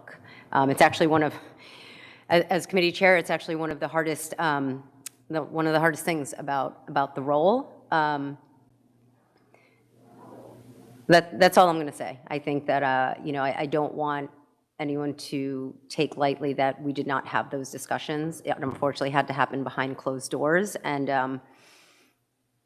at this point, there are always things that can be improved upon. But given the time crunch we were in, given again, the timing of the budget news and the budget deficit, when you talk about silver lining, sorry, I know I said I wasn't going to say anything, but I too read all the emails, and I've spoken to personally friends that are impacted by this decision, and I too am trying to see the silver lining in that these amazing teachers that people speak so highly of will actually also get to impact students at other schools. And I know that's not what many people want to hear. It's really difficult for me to say. However, that is one thing that I'm thinking of as well, so. Reversa Gable. Thank you. Yes, I agree with my colleagues, and just want to emphasize that, I know this is a difficult decision, unsettling experience, and what we can do is to continue to advocate for these types of situations to be handled with sensitivity and compassion for our dedicated educators. Board Member Whitletter. I think the one thing that was missing in this process was definitely the voice of our teachers. Obviously, I can't go into a lot of detail, but I do think there were parts of this process that obviously can be improved upon. And I do think that what we're looking on paper today could change substantially. And so, once again, I feel like we're voting on something that we don't have all the information on. So I think it's really important that if we're going to change someone's position, that we do take time to understand or to meet with them, and that we talk to them about what their experiences are and expertise is, and that we make sure that they're the right fit in the classroom, because this is about the students. And so, yeah, I think the human element out of all of this was missing, and I hope there's definitely area for improvement going forward. I'd like to say that I know this is very hard, because being uprooted from anything that you are used to is very difficult. However, I want to echo my colleagues in that when we listened to the administration, there was a human element to everything they did. There was a lot of painstaking work that they did, and there was a process that they did follow. And we received all the information. There was not information missing. It's just that this is a very hard decision. And just recognize that it's not a decision that we say, oh, we're happy about this decision. It's a difficult decision, but at the end of the day, all the information was there. So I want to make sure that is understood very emphatically here, that all board members did receive information about the process that the administration followed. Board Member Valamani. I normally don't do this, but I want to give a quick shout out to Ms. Biala out here. I mean, she was a teacher for both my kids in 4th grade, and she is a great math teacher. I mean, I will not deny that. But I will support, yes, but things are tough. Yes, very good teachers sometimes get laid off. Some very, very good teachers sometimes get reassigned. And I support the superintendent in his decision to do that. And we did get all the information. So again, this whole narrative about silos and partial information is absolutely not correct. Member Callahan? Yeah, maybe I'm closing it out, we'll see. I want to echo, I think there's a high level of alignment, I think, in a lot of the comments that my colleagues have shared tonight and a lot of the sentiments that they shared tonight. And I think throughout this, I don't, want to say this every time, but as someone who is in the education sector, I've experienced this. I've been moved from classrooms and schools and experienced it myself. And I know firsthand just how challenging it can be to have to move from preschool to upper elementary school and relearn how to do all of the things that I didn't know how to do at the time. And so I appreciate the educators who are speaking on behalf of their colleagues or who are being moved, and am sensitive to that. I also want to recognize that we did receive a high level of information, I think, across committees, which is also important to note. Applaud Board Member Eckert and her efforts to do the postmortem, to have really challenging and difficult conversations within committee that, to the degree possible, were shared across committees so that we had some insight into that postmortem. Pieces of it showed up in C&I, pieces of it have shown up on the special ed ad hoc committee as well.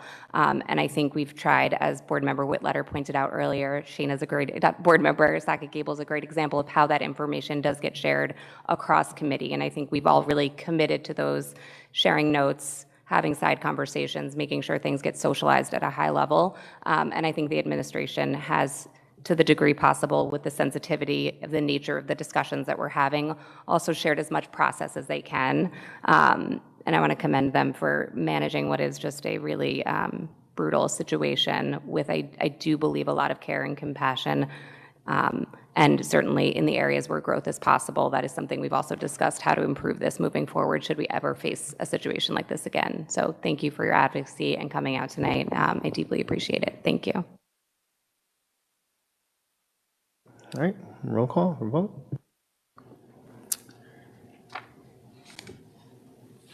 Okay, so this is for the severed portion of resolution, so it's 4611E. Glasses are helpful. Board Member Whitletter. No. Board Member Vodlamani. Yes. Board President Telsford. Yes. Board Member Sackett-Gable. Yes. Board Member Meyer. Yes. Board Member Gifford. Yes. Board Member Eckert. Yes. Board Member Duvall Wilson. Yes. Board Member Callahan. Yes. Motion passes. All right, we'll move on to our second hearing of individuals and delegations. Yes, sorry, we have 2 hand carries. Yes. Two board members. Two board members. Two board members. Yes.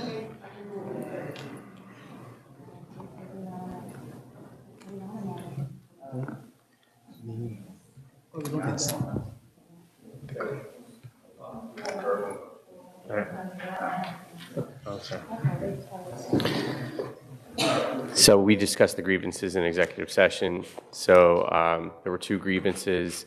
The motion that would be pending before the board then is a motion to deny the first grievance subject to the modification that was discussed, and to deny the second grievance. A yes vote is to deny the grievances. They're going to be one resolution. One resolution. One resolution for the. Unless, do you want them split? Just one. Okay, and we'll just use the next one. Yep. Okay, so, There needs to be a motion and a second. okay, so this will be. Great. This will be resolution number, it'll follow the last one, so it's going to be 4622. Okay, I need a motion and then a second. Yes, a motion to bring it up for Bring it to the discussion? board. I guess it's to bring it to discussion, right? Or Bring or it- motion to move? To approve, and then a second, and then the discussion will ensue after that, but it's grievances, they're exec only, so there's no discussion. Right, so a motion to approve 4622. Second. All right, and then we're in discussion now? Or, No, this. motion to approve now? No discussion. Or here we go to, or, sorry, vote. Okay.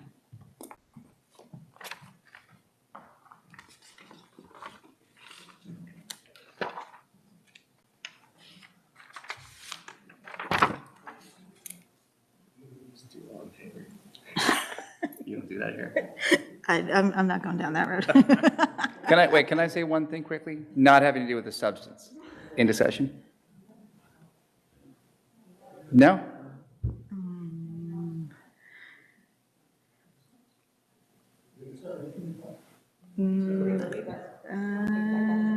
I don't know. I'm curious. I was just going to say, I wanted to acknowledge that in the process of hearing the 2 level 4 grievances, I wanted to extend, this is the first time that I had the opportunity to do that, and I wanted to commend the Somea leadership for the advocacy that you bring on behalf of your leaders. This was, as I say, my first time getting to hear it, and, you know, with regard to the vote is what it is, but I greatly appreciate what you do in that meeting, which determined, I think, some of what this vote looks like. So thank you.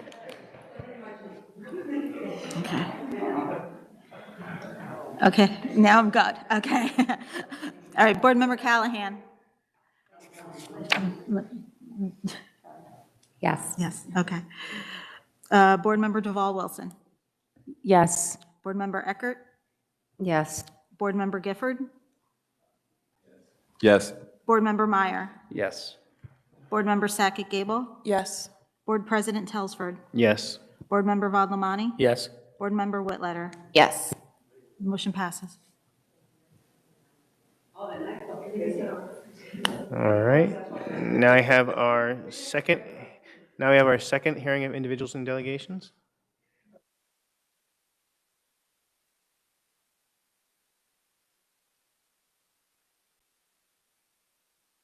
Rocio Lopez again.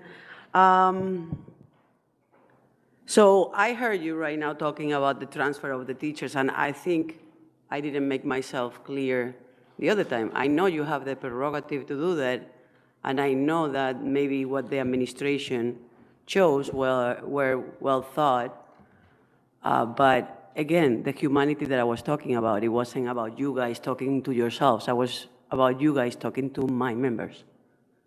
And you all spoke, and none of you say that.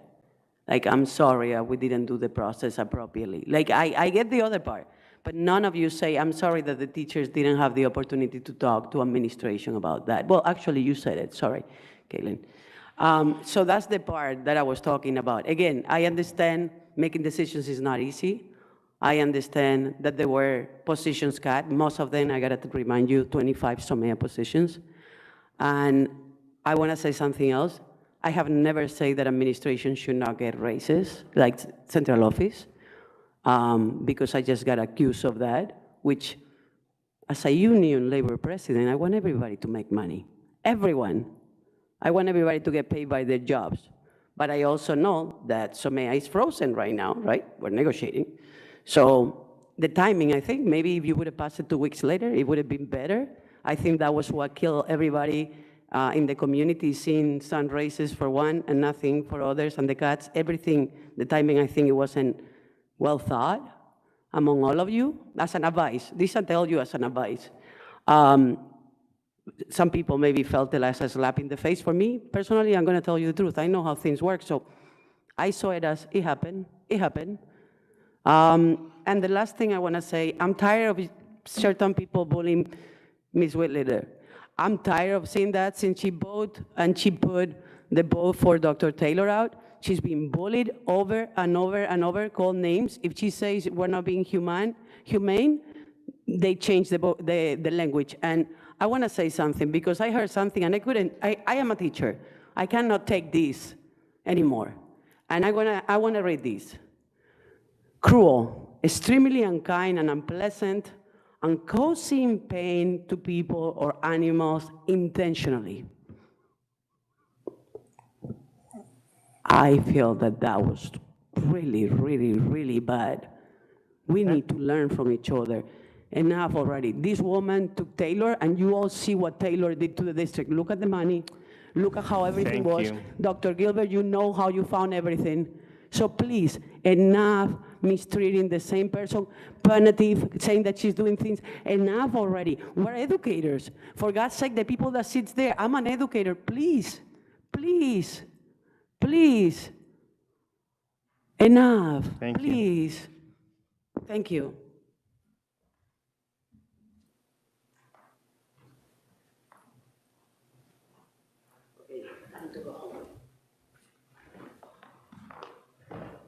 Now move on to new business. Anybody have any new business? All right, the Board of Education will meet in public session on Tuesday. On Tuesday, June 4th at 6 p.m. in the district meeting room at 525 Academy Street in Maplewood, New Jersey, in person and utilizing an online video conference platform to honor retirees, to announce a new superintendent. Action will be taken. The board will meet on Thursday, June 6, 2024, at 6:30 p.m. in the district meeting room at 525 Academy Street in Maplewood, New Jersey, in person and utilizing an online video conference platform to honor retirees and celebrate staff accomplishments. Action will not be taken. The board will meet in public session on Thursday, June 27, 2024, at 6:30 p.m. in the district meeting room at 525 Academy Street in Maplewood, New Jersey.